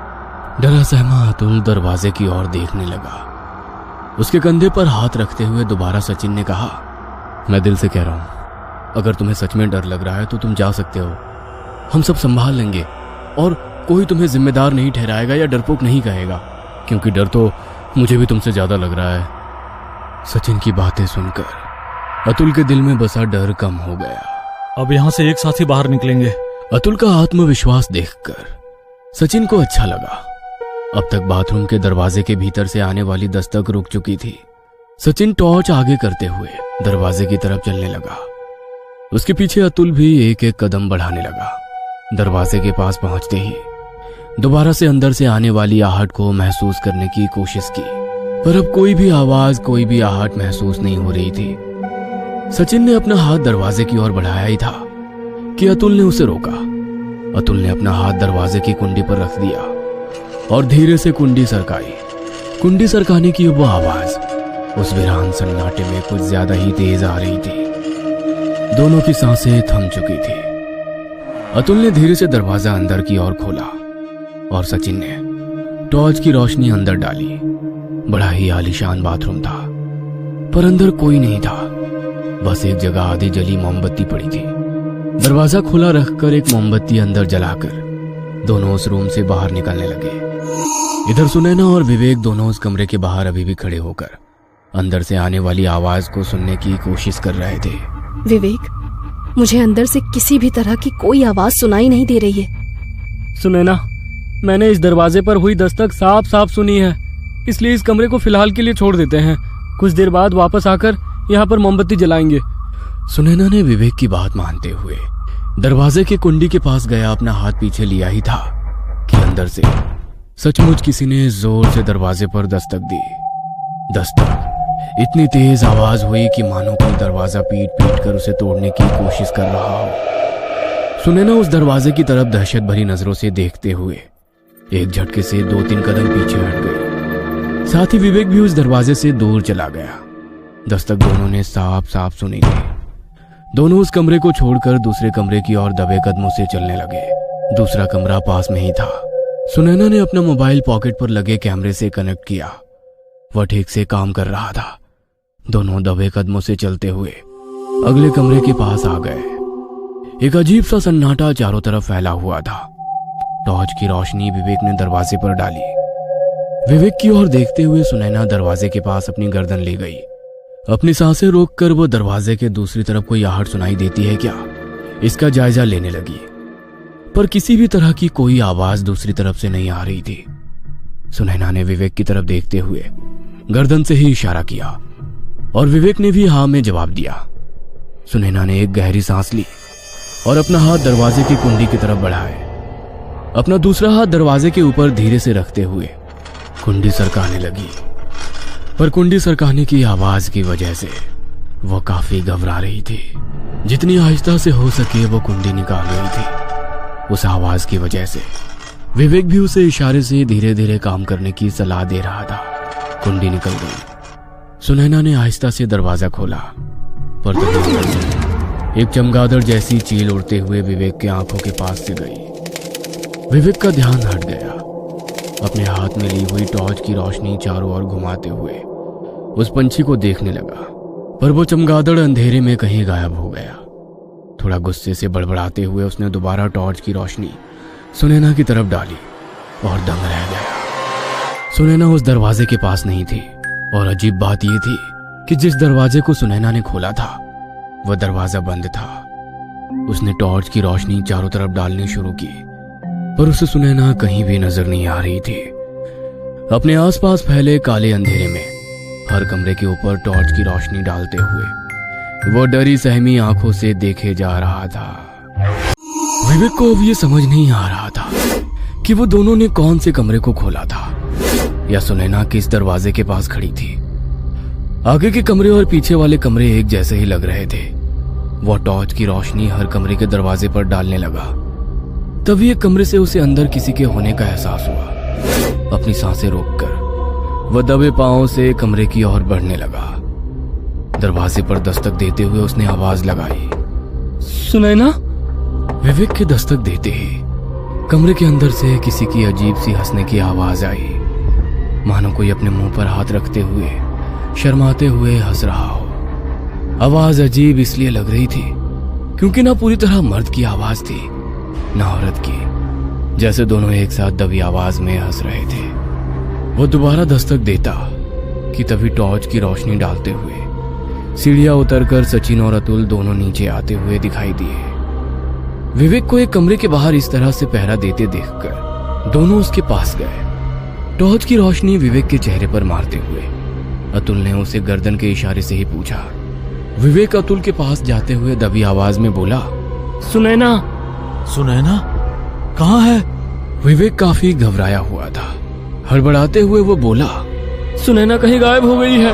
क्या? सचिन और अतुल दोनों चौंक गए। मतलब इसी दरवाजे के पास खड़ी थी पर अचानक से कहीं गायब हो गई। शायद वो रूम के अंदर गई है। शायद का मतलब क्या है? तुम्हें पूरा यकीन है कि सुनैना इसी कमरे के भीतर गई थी? हाँ, मतलब वो चमगादड़ मेरे ऊपर झपटा तो मेरा ध्यान हट गया। मुझे लगता है वो इसी कमरे में होगी। पहली बात तो समझ लो कि इस बंगले के भीतर तो क्या, यहाँ आसपास के जंगल में कुछ दूरी तक चमगादड़ तो क्या, कोई भी जानवर हमने तो नहीं देखा, इसलिए यहाँ चमगादड़ अब तक तो हमने नहीं देखा। और दूसरी बात, हमें अंदाजे पर नहीं चलना है, गलती की कोई गुंजाइश नहीं। लेकिन मैंने तो दरवाजा। विवेक बात करते हुए आधे में ही रुका, पर विवेक की बातें सुनकर अतुल के पैरों के नीचे से जमीन खिसक गई। कहीं तुमने दरवाजे पर दस्तक तो नहीं दी या सुनैना को आवाज तो नहीं लगाई ना? विवेक के चेहरे पर डर साफ साफ दिखाई दे रहा था। नहीं तो। अतुल की बात सुनकर सचिन एकदम से बोल पड़ा, सही किया, आवाज दस्तक कुछ भी नहीं देनी। क्यों? दरवाजे पर दस्तक देना मतलब उस शैतान को बुलाना। मतलब? धीरे धीरे सब समझ जाओगे। अब हमें दोनों को ढूंढना होगा, पहले सुनैना को और फिर राहुल को। पर सचिन, सुनैना इसी कमरे के पास गायब हो गई है, हमें कोशिश करनी चाहिए। कोशिश? हाँ, तुम्हें शायद पता नहीं हम किस मुसीबत में फंसे हैं। मुसीबत? विवेक की आवाज डर के मारे कांप रही थी। हाँ, मुसीबत। तुमने छलावा के बारे में सुना है? हाँ, पर वो तो रास्ता भटका देता है ना। मौत उस वक्त ज्यादा डरावनी नहीं होती जब वो हमारे सामने हो, बल्कि मौत का खौफ उस वक्त ज्यादा लगने लगता है जब मौत हमारे आसपास फैले काले गहरे अंधेरे में कहीं छुपी हो और हमें नजर भी ना आए। वो हम पर इसी काले अंधेरे से नजर रखती है, हमारे डरे हुए दिमाग के साथ खेलना शुरू करती है, डराकर हमारे थकने का इंतजार करती है और जब हम थककर अपनी जान बचाने के लिए चीखने चिल्लाने शुरू करते हैं, उस वक्त हम पर झपटा मारकर खत्म कर देती है। सचिन ने दोबारा सबके डरे चेहरे पर नजर डाली और कहा, जो सच होता है वो हमारी नजरें नहीं देख सकती, और जो नजर आता है वो सच नहीं होता। अब सोचो, ऐसा ही छलावा हमें किसी ऐसे घर में गोल गोल घुमाने के लिए क्या करेगा, और हम अपने साथी को आवाज लगाते या दरवाजे पर दस्तक देते हैं तो वो आत्मा हमारे दिमाग के साथ खेलना शुरू करेगी, जैसे शिकार के ऊपर झपटने से पहले कोई बहसी भेड़िया अपने शिकार के साथ खेलते हैं। सचिन की बातों से अतुल और विवेक के बदन में अजीब सी सिहरन दौड़ गई। डर से मानो उनके रोंगटे खड़े हो गए। अब हमें क्या करना होगा? ना आवाज देनी है और ना ही दरवाजे पर दस्तक देनी है। हम इस घर में हैं और इस घर में जिंदा रहने के लिए रूल्स फॉलो करने हैं। सचिन ने अपने ऊपर के पॉकेट पर लगा पेन निकालने के लिए हाथ ऊपर उठाया, तभी दर्द से उसके मुंह से आवाज निकली, ये जख्म कैसे लगा? विवेक ने टॉर्च की रोशनी में खून से लथपथ उसका हाथ देखा और दंग रह गया। सचिन की हालत देखकर अतुल ने अपनी जेब से पेन और एक कोरा कागज निकाला। तभी धीमी आवाज में सचिन ने अतुल और विवेक की ओर देखा, ये याद रखना, दरवाजे पर दस्तक नहीं देनी। जो अंदर है उसे हमारे होने की जानकारी देने के लिए अपना नाम कागज पर लिखकर दरवाजे के नीचे से बंद कमरे के अंदर की ओर धकेलना है। अतुल ने उस कागज पर तीनों का नाम लिखा और दरवाजे के नीचे से अंदर धकेला, साथ ही पेन भी अंदर की ओर सरकाया। सब सांस रोककर उस कागज को देखने लगे। अंदर उन्हें किसी के होने की आहट महसूस हुई। सब सांस रोककर अंदर से आने वाली हर एक छोटी से छोटी आवाज को सुनने की कोशिश करने लगे। विवेक दरवाजे के नीचे से उस कागज को देख रहा था। सचिन और अतुल दोनों कान लगाकर अंदर की आवाज सुन रहे थे। सुनैना ने कागज पर अपना नाम लिखा और धीरे से वो उस कागज को दरवाजे के नीचे से बाहर की ओर सरकाने लगी। बाहर सब सांस रोककर दरवाजे के नीचे से आने वाली हर एक हलचल पर नजर रखे हुए थे। सुनैना ने कागज धीरे धीरे सरकाना शुरू किया और कागज बाहर सरकाकर सुनैना भी बाहर से आने वाली आवाज को सुनने की कोशिश करने लगी। विवेक, अतुल और सचिन तीनों सांस रोककर दरवाजे की ओर देख ही रहे थे। तभी दरवाजे पर किसी ने जोर से दस्तक दी, इतनी जोर से मानो कोई दरवाजा तोड़ने की कोशिश कर रहा हो। तीनों एक झटके से पीछे हट गए। उस दरवाजे के भीतर सुनैना नहीं थी, शायद कोई भयानक आत्मा उस कमरे के अंदर से सबको चेतावनी दे रही थी कि तुम सबका बुरा वक्त आ रहा है। वो दस्तक सुनैना ने भी साफ साफ सुनी और डर के मारे अपनी आंखें कसकर बंद करते हुए मुंह को भी अपने हाथों से दबाकर रखा। वो उन सब के पीछे के कमरे में थी। कुछ देर तक वो आवाजें लगातार आती रही और फिर सब कुछ शांत हो गया। एक अजीब सा सन्नाटा चारों ओर छा गया। अब सबको आवाज आ रही थी तो केवल अपनी तेज हुई सांसों की। सब अपने भीतर के डर को दबाने की कोशिश कर रहे थे, पर उन्हें खुद नहीं पता था कि ऐसा कब तक और कितनी देर तक बर्दाश्त करने वाले थे। वक्त मानो कछुए की चाल जैसे धीरे धीरे आगे बढ़ रहा था। राहुल मिलेगा या नहीं, इसका तो किसी को पता नहीं था, पर जो साथ थे वो भी बिछड़ रहे थे। कुछ ही देर में सब कुछ शांत हो गया। अपने डर पर काबू रखते हुए सुनैना ने जेब में हाथ डालकर माचिस की डिब्बियां निकाली। डर भरी आंखों से चारों ओर देखते हुए माचिस की तिल्ली से मोमबत्ती जलाई और नीचे जमीन पर एक जगह रख दी। उस मोमबत्ती की वजह से कमरा थोड़ा रोशन हो उठा। टॉर्च हाथ में लेकर वो कमरे का एक एक कोना ठीक से देखने लगी।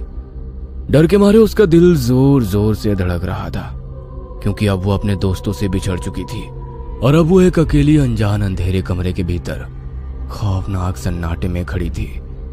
इस बंगले में आने के बाद डर क्या होता है उसे महसूस होने लगा था, और उसी डर की वजह से उसके माथे पर पसीने की बूंदें जमा होने लगी। केवल माथे पर ही नहीं, बल्कि पूरा बदन पसीने से तरबतर हो गया था। कान के पीछे से पसीने की बूंदें धीरे धीरे नीचे गर्दन तक आ रही थी। डर के मारे सुनैना का गला पूरी तरह से सूख गया था। वह एक एक कदम बढ़ाते हुए कमरे में धीरे धीरे आगे बढ़ने लगी। टॉर्च की रोशनी में हर एक कोना गौर से देख रही थी। इस कमरे में भी राहुल के होने का कोई सबूत नहीं मिल रहा था। तभी कमरे के दाएं कोने में उसे कुछ दिखाई दिया। अपनी टॉर्च की रोशनी डालते हुए उस चीज को गौर से देखा, जैसे एक पुरानी किताब पड़ी हुई दिखाई पड़ी, जिस पर धूल की एक मोटी परत जम गई थी। थोड़ी हैरानी से उस किताब को उठाकर सुनैना टॉर्च की रोशनी में देखने लगी। इधर सचिन, अतुल और विवेक तीनों एक जगह पर सुनैना को ढूंढने की कोशिश कर रहे थे। तभी सचिन थोड़ा घबराकर धीमी आवाज में बोला, हम एक बात भूल रहे थे। क्या? अतुल ने पूछा। हमने दोनों फ्लोर पर रोशनी डालकर उजाला किया है, पर हमने ये नहीं देखा कि इस बंगले को बेसमेंट भी है या नहीं।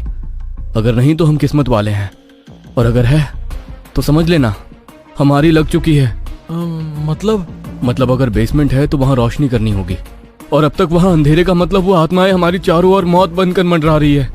हमें मारकर वो उसी जगह घसीट कर ले जाएंगी। अंधेरा उनकी ताकत होती है और उजाला कमजोरी, इसलिए बेसमेंट ढूंढना होगा। पहले सुनैना को ढूंढते हैं। एक काम करते हैं, तुम सुनैना को ढूंढो, हम बेसमेंट कहाँ है देखते हैं। यार मुझे अकेला मत छोड़ो, विवेक डरी सहमी आवाज में कहा। सचिन ने विवेक के कंधे पर हाथ रखते हुए कहा, अकेले हो पर यहाँ उजाला हो चुका है, ओके? और फिर रूल्स याद रखना, कोई भी दरवाजा मत खटखटाना। रात के 1:30 बज चुके थे। सचिन और अतुल दोनों दूसरी तरफ चले गए। अब उस जगह विवेक अकेला था। हर दरवाजे के नीचे टॉर्च की रोशनी डालते हुए चलने लगा। इधर किसी अनजान कमरे के भीतर फंसी सुनैना टॉर्च की रोशनी में किताब को ठीक तरह से देखने लगी। किताब काफी पुरानी लग रही थी। वह जमीन पर घुटनों के बल बैठ गई और किताब जमीन पर रखकर टॉर्च की रोशनी में किताब के पन्ने पलटने लगी।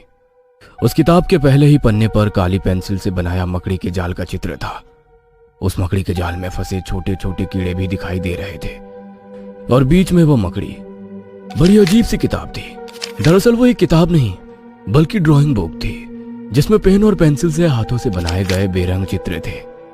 अजीब अजीब तरह की आकृतियां, जैसे कोई अजीब सा काला साया सफेद कागज पर उतर गया था। पर हर आकृति में उस चित्र की आंखें इस तरह बनाई गई थी मानो वो आप ही को देख रही हो, जैसे कोई जीवित इंसान अपने सामने वाले इंसान पर नजर रख रहा हो। एक चित्र ऐसा था कि एक इंसान के आंखों से कुछ डरावनी आकृतियां खून चूसकर उसे मार रही हो। अगली आकृति में केवल एक हड्डियों का ढांचा बनाया था, जिसका खून चूसकर निकालने की वजह से बचा हुआ मांस हड्डियों से चिपका हुआ हो। इस तरह की डरावनी आकृतियां। उसने दोबारा पन्ने पलटने शुरू किए। सुनैना ने पन्ना पलटा और वो चित्र देखकर उसके दिल में अजीब सा डर जागने लगा। वो डरी सहमी आंखों से कागज पर उतारी पेंटिंग निहारने लगी। चित्र में वीरान जंगल के बीच एक औरत की डरावनी आकृति थी, जिसका पीछे का हिस्सा कागज पर उतारा था।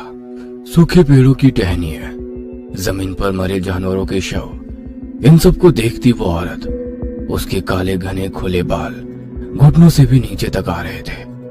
हाथों में चूड़ियां, सफेद साड़ी के नीचे से दिखने वाली पैर की एड़ियां। सुनैना को कुछ अजीब सा लगा।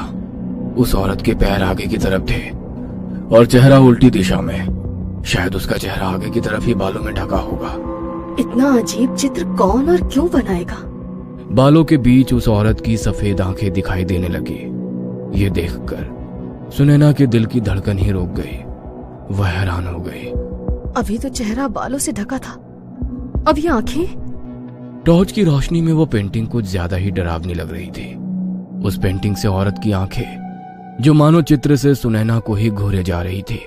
सुनैना ने चित्र पलटा। अगले चित्र में वही औरत केवल एक बाजू में खड़ी हुई दिखाई देने लगी। फिर अगले चित्र में वो जैसे थोड़ी आगे बढ़ी। सुनैना एक एक करके पन्ने पलटती गई और मानो वो औरत धीरे धीरे आगे बढ़ते हुए किताब से बाहर निकलने लगी। सुनैना के हाथ कांप रहे थे। उसका बदन पसीना पसीना हो गया था।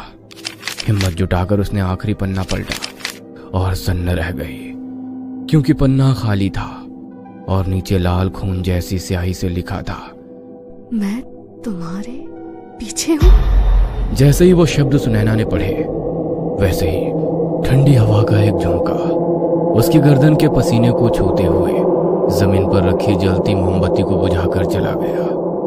हवा के झोंके से सुनैना के बदन पर एक तेज सिहरन दौड़ गई, मानो उसे किसी ने छू लिया हो। और अगले ही पल उसके हाथ में रोशनी का एक लौता सोर्स, उसकी टॉर्च भी बंद होने लगी। टॉर्च शुरू करने के लिए उसने 1-2 बार टॉर्च पर जोर से हाथ मारा, पर वो दोबारा बंद हो गई। अब उस कमरे में ना टॉर्च की रोशनी थी और ना ही मोमबत्ती की। अंधेरा, इतना गहरा अंधेरा कि मानो किसी ने नुकीले हथियार से आपकी दोनों आंखें फोड़कर आपको अंधेरे कमरे में ही छोड़ दिया हो। सुनैना कुछ समझ पाती, तभी उसके पीछे फैले काले घने अंधेरे से कोई रेंगता हुआ उसकी तरफ धीरे धीरे बढ़ता हुआ महसूस होने लगा। डरी सहमी सुनैना ने अपने पॉकेट से मोबाइल निकाला, पर वो कब का बंद हो चुका था। दूसरी पॉकेट में से उसने माचिस की डिबिया निकाली और थर थर कांपते हाथों से तीली जलाने की कोशिश करने लगी। 4-5 तीलियां टूट गई, पर एक भी तीली नहीं जला पाई। वह आहट अब धीरे धीरे तेज होने लगी और डर के मारे सुनैना के दिल की धड़कन बढ़ने लगी। वो आवाज अब धीरे धीरे उसके नजदीक आने लगी और उस खौफनाक आवाज की वजह से उसे रोना आ रहा था। तीली जलाते वक्त झटके से माचिस की डिबिया नीचे गिर गई और सुनैना की बची कुची हिम्मत भी टूटने लगी। वह दोबारा अपनी दूसरी जेब में हाथ डालकर लाइटर निकालने लगी। वह काफी घबराई थी। डर मानो किसी जहर की तरह उसकी नस नस में घुलकर उसके दिमाग को लाचार बना रहा था। खटखट आवाज करते हुए उसने लाइटर शुरू करने की कोशिश की, पर केवल एक चिंगारी जैसे लाइटर से निकल रही थी। लाइटर को जलाते वक्त वह अपनी खौफ से भरी नजरें काले घने अंधेरे में चारों तरफ घुमाने लगी। उसने 2-3 बार लाइटर अपने दूसरे हाथ पे दे मारा और फिर कोशिश करने लगी। लाइटर शुरू हो गया।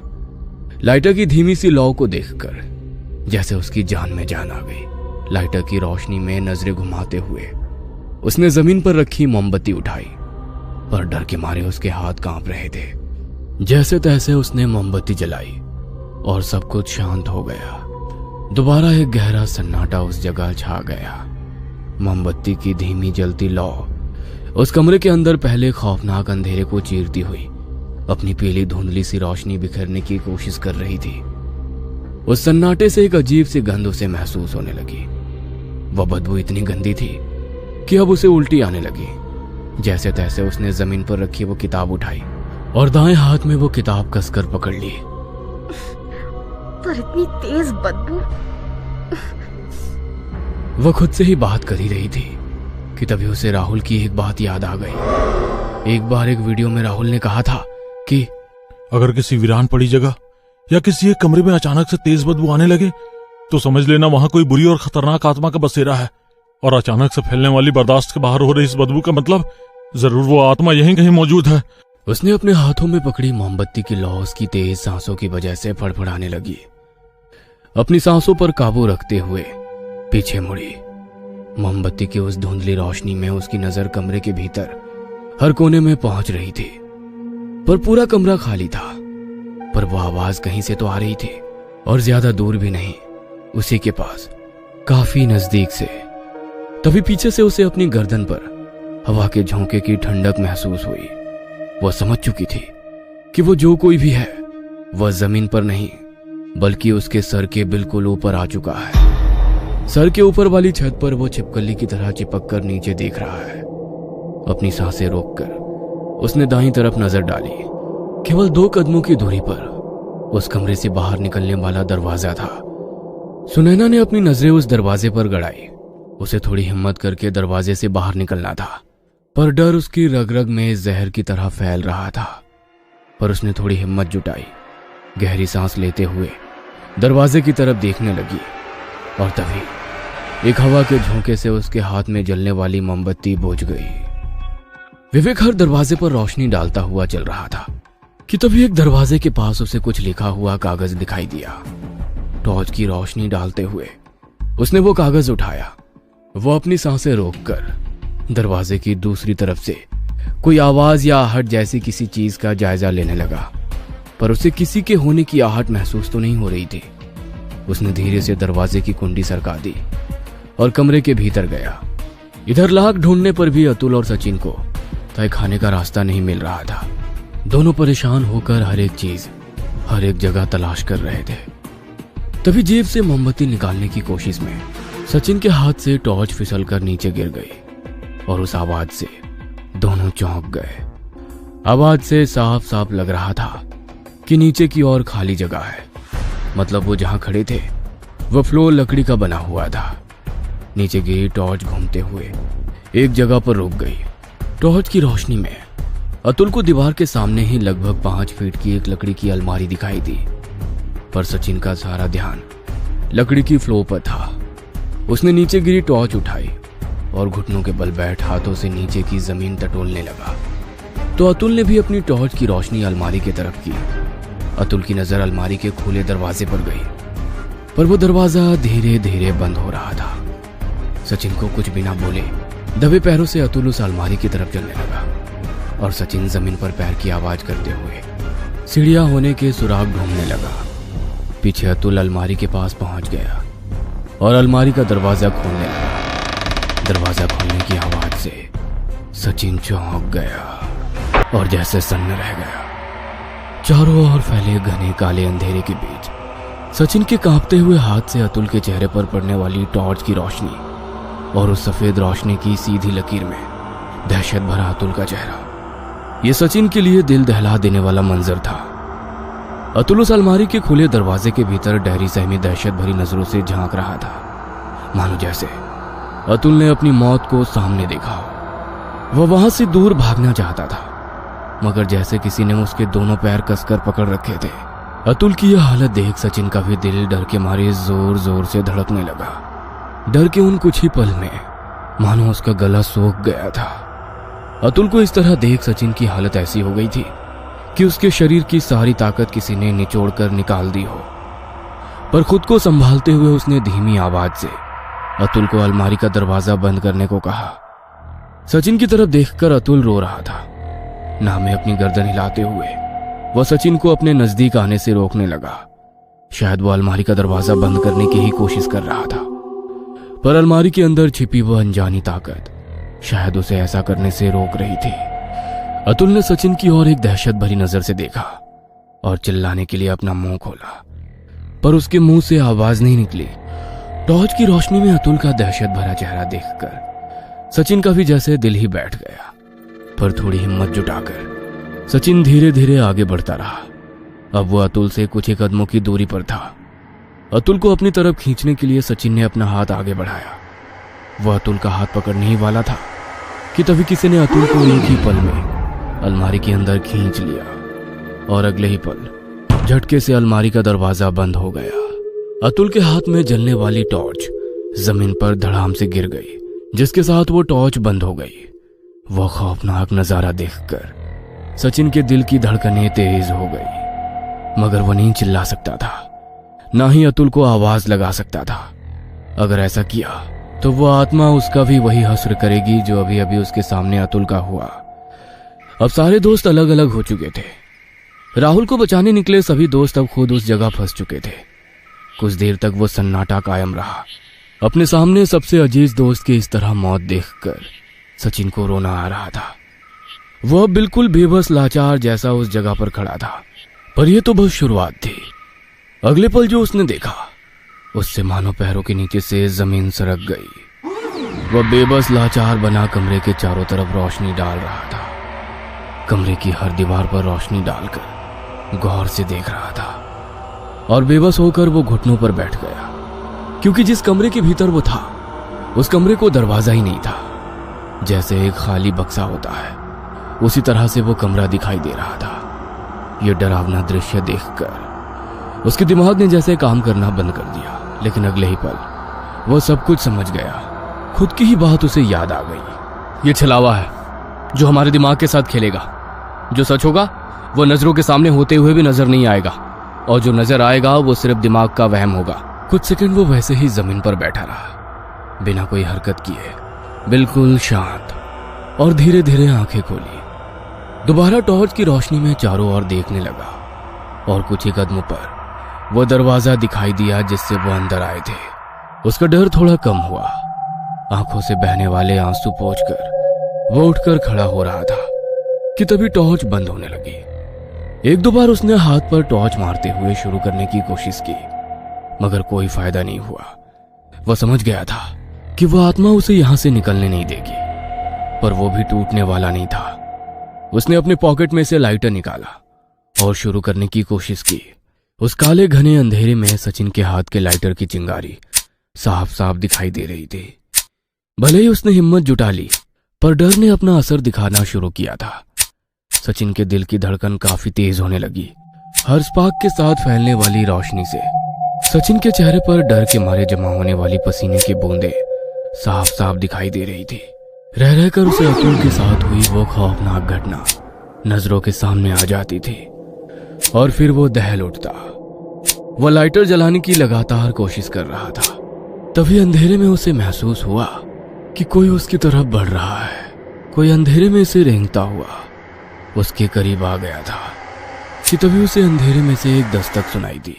दरवाजे पर हुई वो दस्तक उसके काफी करीब से आती हुई सुनाई दे रही थी और हाथ का लाइटर जल उठा। वो उसी बंद अलमारी के सामने खड़ा था। मतलब दस्तक अलमारी के अंदर से आ रही थी। क्या अतुल जिंदा होगा?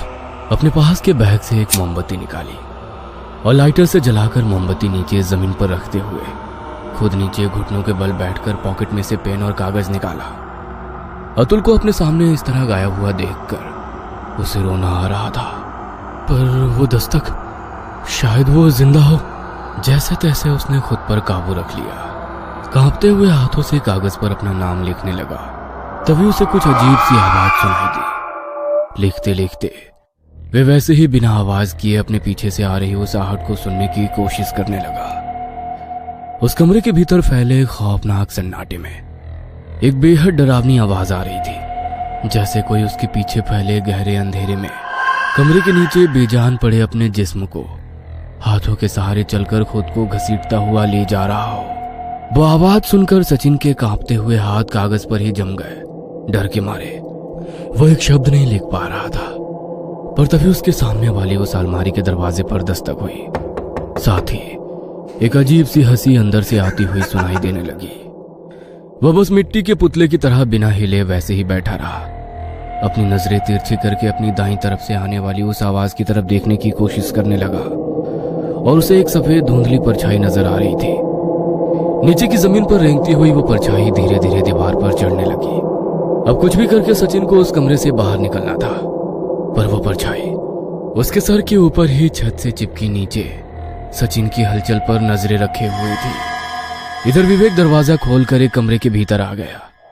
कुछ ही कदम आगे आया था कि पीछे से झट से कमरे का दरवाजा बंद हो गया। साथ ही उसके हाथ का टॉर्च भी बंद होने लगा। ये देखकर डरपोक विवेक की सांसें तेज हो गई। झट से उसने अपने पॉकेट में से लाइटर निकाला और मोमबत्ती जलाई। अब तक टॉर्च बंद हो चुकी थी। जली हुई मोमबत्ती सामने की तरफ पकड़कर वो चलने लगा। उसने देखा कि एक कोने में जमीन पर सुनैना बेहोशी की हालत में पड़ी हुई है। सुनैना! आवाज लगाते हुए वो सुनैना के नजदीक गया। सुनैना को इस हालत में देखकर वह काफी डरा हुआ था। जैसे तैसे मोमबत्ती साइड में खड़ी करके सुनैना को जगाने की कोशिश करने लगा, पर वो पूरी तरह बेहोश थी। हाथों से सुनैना के गालों पर हल्के से चपाट मारते हुए उसे जगाने की कोशिश करने लगा, पर उसे कोई फायदा नहीं था। पर एक बात विवेक ने नोटिस की, और वो ये कि मोमबत्ती की हल्की सी रोशनी में सुनैना बेहद खूबसूरत लग रही थी। उसका बदन पसीने से पूरी तरह से भीग चुका था। उसके गोरे गालों पर माथे पर जमी पसीने की बूंदें मोतियों की तरह चमक रही थी। विवेक धीरे से उसके चेहरे पर बिखरे हुए बालों की लटें अपनी उंगलियों से हटाते हुए उसके चेहरे को निहारने लगा। कमाल की खूबसूरत थी सुनैना, जैसे चांदी को पिघलाकर उसकी नाजुक सी मूरत बनाई हो। उसके खूबसूरत चेहरे पर बिखरे रेशमी बाल देख लग रहा था कि पूनम के चांद को काले बादलों ने घेर लिया हो। ऐसा लग रहा था मानो वो बेहोश नहीं बल्कि आराम से सो रही हो। तेज सांसों की वजह से सुनैना का उभरता हुआ सीना देख विवेक की आंखें चौंधी आ गई। अपने उल्टे हाथ से वो सुनैना के चेहरे को, गालों को सहलाने लगा। हाथ पर लगे सुनैना के चेहरे के पसीने को हल्के से सूंघते हुए लंबी सांस ली, जैसे वो मदहोश हो रहा था। अब उसे खुद पर काबू रखना मुश्किल हो गया। मोमबत्ती की हल्की धीमी रोशनी में मानो सब कुछ जैसे बेहद ही खूबसूरत लग रहा था। विवेक ने अपने हाथ को सुनैना के गालों को सहलाते हुए हाथ धीरे धीरे उसके गले तक ले आया। उसकी आंखों में अजीब सा वहशीपन जागने लगा। भला की खूबसूरत हो तुम। सुनैना के नाजुक मखमल जैसी काया को छूकर विवेक अपने पर से आपाक हो चुका था। नीचे से ऊपर की तरफ नजरें गड़ाते हुए सुनैना के चेहरे को निहारते हुए बोलने लगा, तुझे क्या लगा मैं उस बेवकूफ राहुल के लिए यहाँ आया हूँ? मैं तो तुम्हारे लिए आया हूँ जान। कई बार तुझसे नजदीकी बढ़ाने की कोशिश की पर तू हाथ में नहीं आई, मगर कभी सोचा नहीं कि इस तरह हाथ आएगी। उसने हल्के से सुनैना के गालों पर किस किया और मदहोशी भरी नजरों से सुनैना को पसीने पसीने हुए बदन को देखने लगा। सुनैना के गुलाबी होठों पर उसने अपनी नजर गड़ाई और धीरे धीरे वह सुनैना के होठों की तरफ बढ़ने लगा। उसकी सांस भी काफी तेज हो गई थी। उसने अपने होठों को हल्के से सुनैना के होठों पर रख दिया और चूमने लगा। तभी एक कागज दरवाजे की दूसरी तरफ से अंदर की ओर सरकने लगा। उस पर कुछ लिखा था पर विवेक का ध्यान उस पर नहीं गया। तभी एक हल्के हवा के झोंके से साइड में रखी हुई मोमबत्ती बुझ गई और पूरा कमरा एक काले घने अंधेरे में डूब गया। और उसके साथ एक अजीब सी आवाज उसके कानों में लगातार गूंजने लगी। आवाज जैसे कहीं सारी मक्खियां उसके इर्द गिर्द मंडरा रही हो।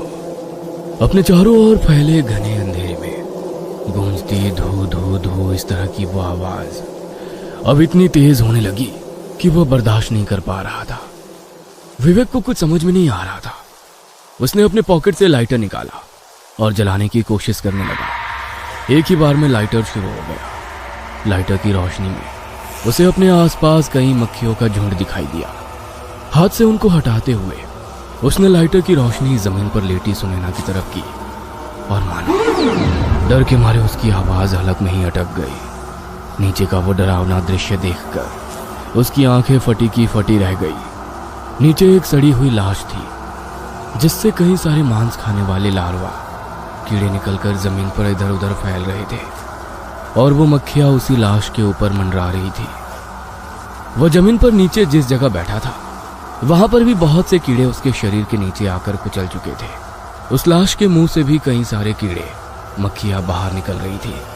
तभी विवेक को भी अपने मुंह पर कुछ सरसराने की हलचल महसूस हुई। उसने लाइटर अपने चेहरे की तरफ किया और उसकी बची खुची हिम्मत भी टूट गई। उसके मुंह के बाहर और अंदर भी कुछ मांस खाने वाले लार्वा चले गए थे। अपने मुंह के भीतर उन कीड़ों की हलचल उसे साफ साफ महसूस हो रही थी। उस बेहद घिनौनी हलचल से उसकी हिम्मत जवाब दे गई। अब वो सब कुछ उसके बर्दाश्त के बाहर था। जोर जोर से चीखते हुए डर के मारे उसने जमीन पर थूक दिया। सच में उसकी थूक से कुछ लार्वा जमीन पर रेंगते हुए दिखाई देने लगे। विवेक को मानो जैसे उल्टी आने लगी। वह जोर जोर से दरवाजा पीटने लगा। उसकी उल्टियों की आवाज उसी कमरे के बाहर कुछ कदमों पर कोई खड़ा होकर साफ साफ सुन रहा था। रात के सन्नाटे में विवेक की लगातार उल्टियां करने की वो आवाज काफी डरावनी लग रही थी। उल्टियां करते हुए उसकी नजर दरवाजे के नीचे से अंदर आई उस कागज पर गई। उसने कागज उठाया और नाम देखा। सुनैना। नाम पढ़कर एक पल का भी इंतजार ना करते हुए उसने झट से दरवाजा खोला और बाहर आ गया। पर बाहर आते ही दोबारा उल्टियां आने लगी। सुनैना हाथ में जलती हुई मोमबत्ती लिए सामने वाली दीवार से पीठ के बल चिपक कर खड़ी डर के मारे विवेक को ही देख रही थी। विवेक को इस तरह घबराया और लगातार उल्टी करता देखकर कांपती हुई धीमी आवाज में उसके मुंह से शब्द निकले। विवेक, क्या हुआ? उल्टी करने के लिए कमरे में झुका विवेक सामने खड़ी सुनैना को देखते हुए धीरे धीरे खड़ा हो गया। उसे देखकर लग रहा था कि उसकी हिम्मत पूरी तरह से टूट चुकी है। वो छोटे बच्चे की तरह रो रहा था। विवेक की यह हालत देखकर डर के मारे सुनैना के मुंह से शब्द नहीं निकल रहे थे। वह जैसे पूरी तरह से बेबस होकर विवेक की ओर देख रही थी। विवेक उसे कुछ बोल पाता तभी उसका पूरा बदन जैसे अकड़ गया। झट से अपने पीछे वाली दीवार की तरफ मुड़ा और बिना कुछ सोचे समझे जोर जोर से अपना सर उस दीवार पर पटकने लगा। ऐसा लग रहा था जैसे उसके शरीर को कोई और कंट्रोल कर रहा हो।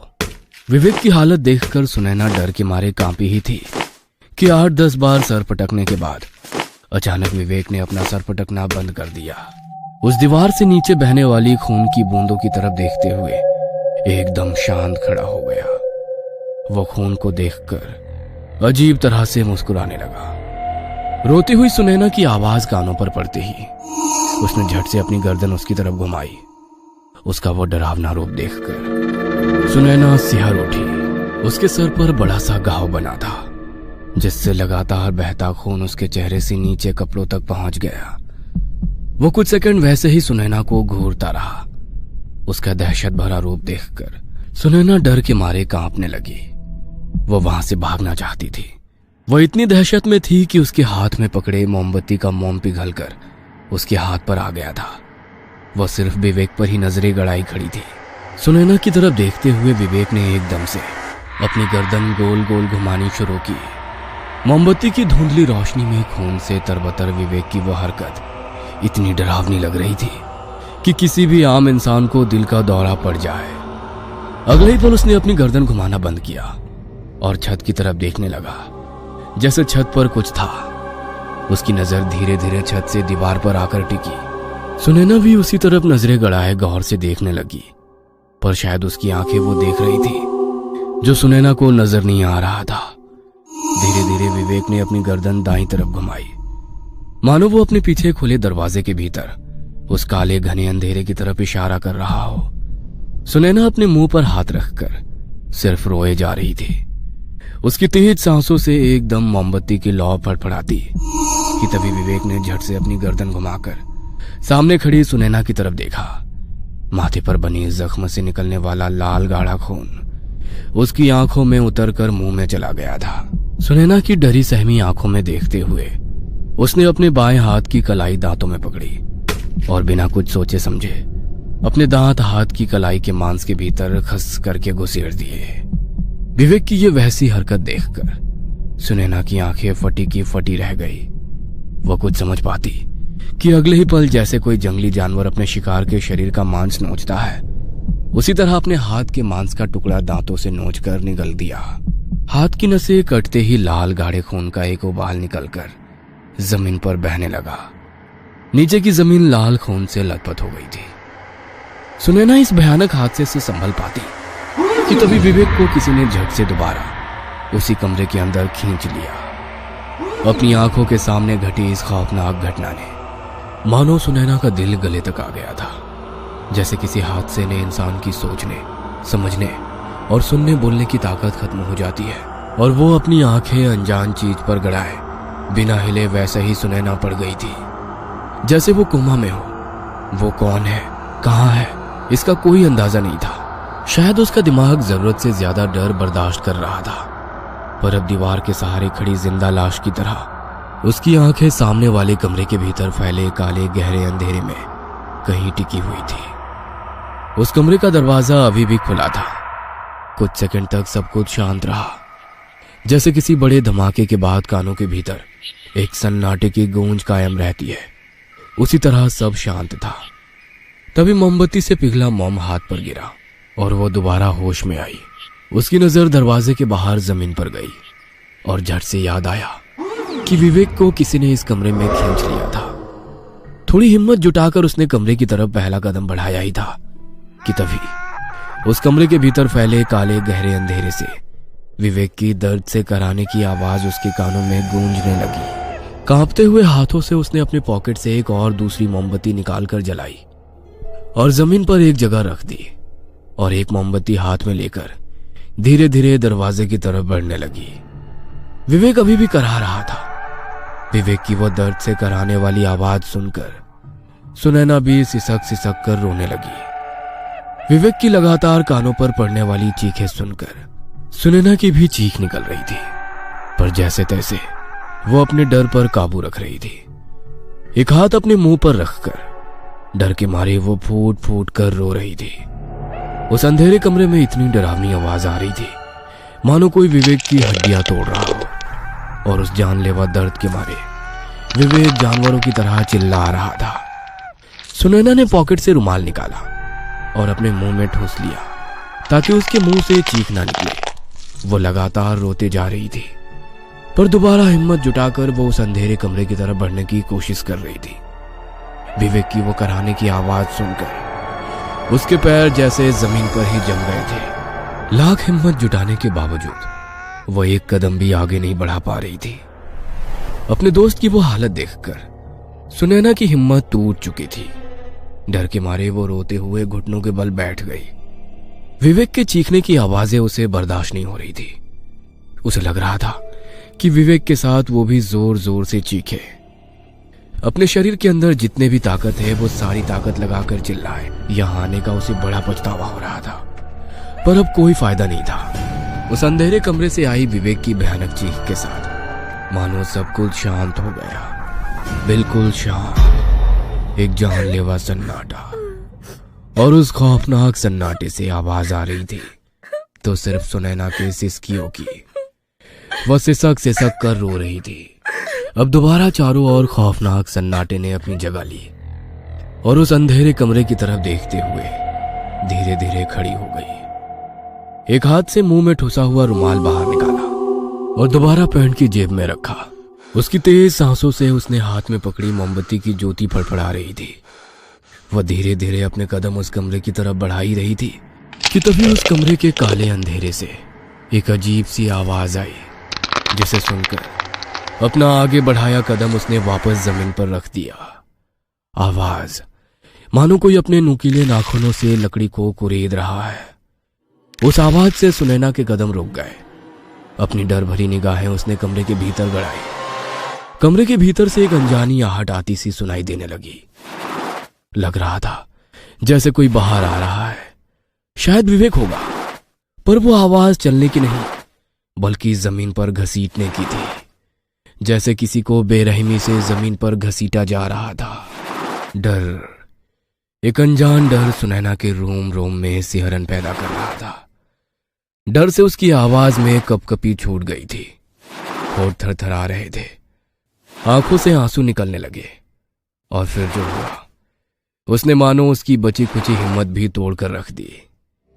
उस कमरे के काले गहरे अंधेरे से कोई जमीन पर रेंगता हुआ बाहर आने लगा। दरवाजे से बाहर आकर वो वहीं रुक गया। हाथ पैर टूटा हुआ एक शव उसके सामने पड़ा था। वह नजारा देखकर सुनैना की चीख निकलने लगी थी, पर उसने झट से मुंह पर हाथ दबाकर रखते हुए खुद की आवाज अंदर ही दबा ली। अपनी थरथराती नजरों से ना चाहते हुए भी वो खौफनाक नजारा देखने के लिए मजबूर थी। जमीन पर पड़ा वो शव अब अपने टूटे हाथ पैर सीधे करने लगा, जिससे उसकी साथ हड्डियों के टूटने वाली आवाज आ रही थी। वो अब धीरे धीरे खड़ा होने लगा, अपने शरीर को अजीब सी अवस्था में तोड़ते मरोड़ते हुए। अब वो पूरी तरह से खड़ा हो गया था। वो कोई औरत लग रही थी। उस औरत के बाल काफी लंबे थे, पर अंधेरा होने के कारण एक धुंधली सी सफेद आकृति जैसे दिखाई दे रही थी। सुनैना का दिल डर के मारे मुंह तक आ गया था। वो वहां से भागना चाहती थी, पर जैसे किसी ने उसके पैर जकड़ के रखे थे। डर भरी नजरों से उसने नीचे देखा और आंखें फटी की फटी रह गई। मोमबत्ती की पीली धुंधली सी रोशनी में उसे विवेक दिखाई दिया, पर उसकी आंखें नहीं थी। लग रहा था कि उसकी आंखें निकाल ली गई थी, बस खाली जगह बची थी। आंखों से निकलता खून चेहरे पर काले धब्बों में तब्दील हो गया था। उसका चेहरा खून से लथपथ था। दोनों हाथ जैसे कंधों से उखाड़कर तोड़ दिए थे। विवेक ने सुनैना की तरफ चेहरा किया और अपना मुंह खोला। शायद वो चीखना चाहता था, पर सिर्फ हवा निकल रही थी। सुनैना आंखें फाड़कर वो खौफनाक नजारा देख रही थी कि तभी उसके गले में काले बालों का फंदा बनता हुआ सुनैना को नजर आया, और दूसरे ही पल विवेक घसीटते हुए वो बाल कमरे के भीतर ले गया और जोर से दरवाजा बंद हो गया। ये नजारा देखकर सुनैना वहां से भागने लगी, पर सामने से आते सचिन से टकराई। वो रोना चाहती थी, पर हलक से आवाज नहीं निकल रही थी। सुनैना, पहले शांत हो जाओ, संभालो खुद को, सुनैना। पर वो उस कमरे की तरफ हाथ दिखाकर रोने की कोशिश ही कर रही थी। क्या हुआ? कहाँ थी तुम? और ये आवाज कैसी थी? एक के बाद एक सवालों की बौछार सुनकर सुनैना मानो डर से कांप रही थी। वो जोर से चीखना चाहती थी। शांत हो जाओ, हिम्मत से काम लो। कोई विवेक को उस कमरे में खींच कर ले गया। सुनैना की कांपती हुई आवाज सुनकर सचिन ने उसे थोड़ा हौसला दिया। डरो मत, अब हमें एक दूसरे को किसी भी कीमत पर अकेला नहीं छोड़ना है। और तभी उसकी नजर सुनैना के पास की उस किताब पर पड़ी। तुम्हें किताब कहाँ मिल गई? एक कमरे में थी। शायद इस जगह के कुछ राज हमें पता चल जाएंगे। सचिन ने किताब अपने हाथ में लेकर पन्ने पलटकर देखने लगा। किताब में बनी कुछ डरावनी आकृतियां देखकर वो हैरान हो गया। लोगों के डर भरे चेहरों की आकृतियां, जैसे वो रहम की भीख मांग रहे हो। पर उनमें से एक आकृति देखकर वो हैरान हो गया। वह आकृति देखकर उसे कुछ याद आ गया। सुनैना ने उसका हाथ पकड़कर नजरों से इशारा करते हुए पूछा कि क्या हुआ, पर वो कुछ बताने की हालत में नहीं था। सुनैना ने वो चित्र देखा। एक खुली अलमारी के सामने खड़े आदमी का चित्र था। चित्र में वो आदमी डर भरी आंखों से ऐसे देख रहा था मानो कि अभी वो मरने वाला है। वो चित्र देखकर सुनैना भी हैरान हो गई। ये चित्र तो किताब में नहीं था, शायद गलती से छूट गया होगा। वो कुछ नहीं समझे, पर सचिन समझ गया था कि वो घटना कुछ देर पहले अतुल के साथ घटी थी, पर आगे के पन्ने पूरी तरह से खाली थे। ये देखकर सुनैना बुरी तरह से चौंक गई, क्योंकि कुछ ही देर पहले उसने पन्नों पर एक औरत की डरावनी आकृति देखी थी, पर वो आकृति अब वहां नहीं थी। सारे के सारे पन्ने खाली थे। सुनैना पूरी तरह से हैरान थी। अब दोनों हॉल के बीचों बीच खड़े थे। सचिन अपने आसपास लकड़ी का सामान इकट्ठा करने लगा। बिना कोई सवाल किए सुनैना सिर्फ उसकी यह हरकत देख रही थी। कुछ लकड़ी का सामान तोड़कर सचिन बीचों बीच बड़ी सी आग जलाने की कोशिश करने लगा। तभी कहीं दूर अंधेरे से एक हल्की सी आवाज सुनाई दी। आवाज सुनकर सुनैना और सचिन दोनों ही चौंक गए। कुछ देर तक दोनों एक दूसरे की तरफ हैरानी से देखने लगे। क्या तुमने किसी की आवाज सुनी? सुनैना ने दबी आवाज में सचिन से पूछा। सचिन ने सिर्फ हाँ में गर्दन हिलाई। अब दोनों सांस रोककर दोबारा से वही आवाज सुनने की कोशिश करने लगे। एक वीरान जानलेवा सन्नाटा चारों ओर फैला था। आवाज आ रही थी तो सिर्फ डर की वजह से दोनों की तेज धड़कन और सांसों की। तभी दोनों ने एक हल्की सी आवाज सुनी, सुनैना।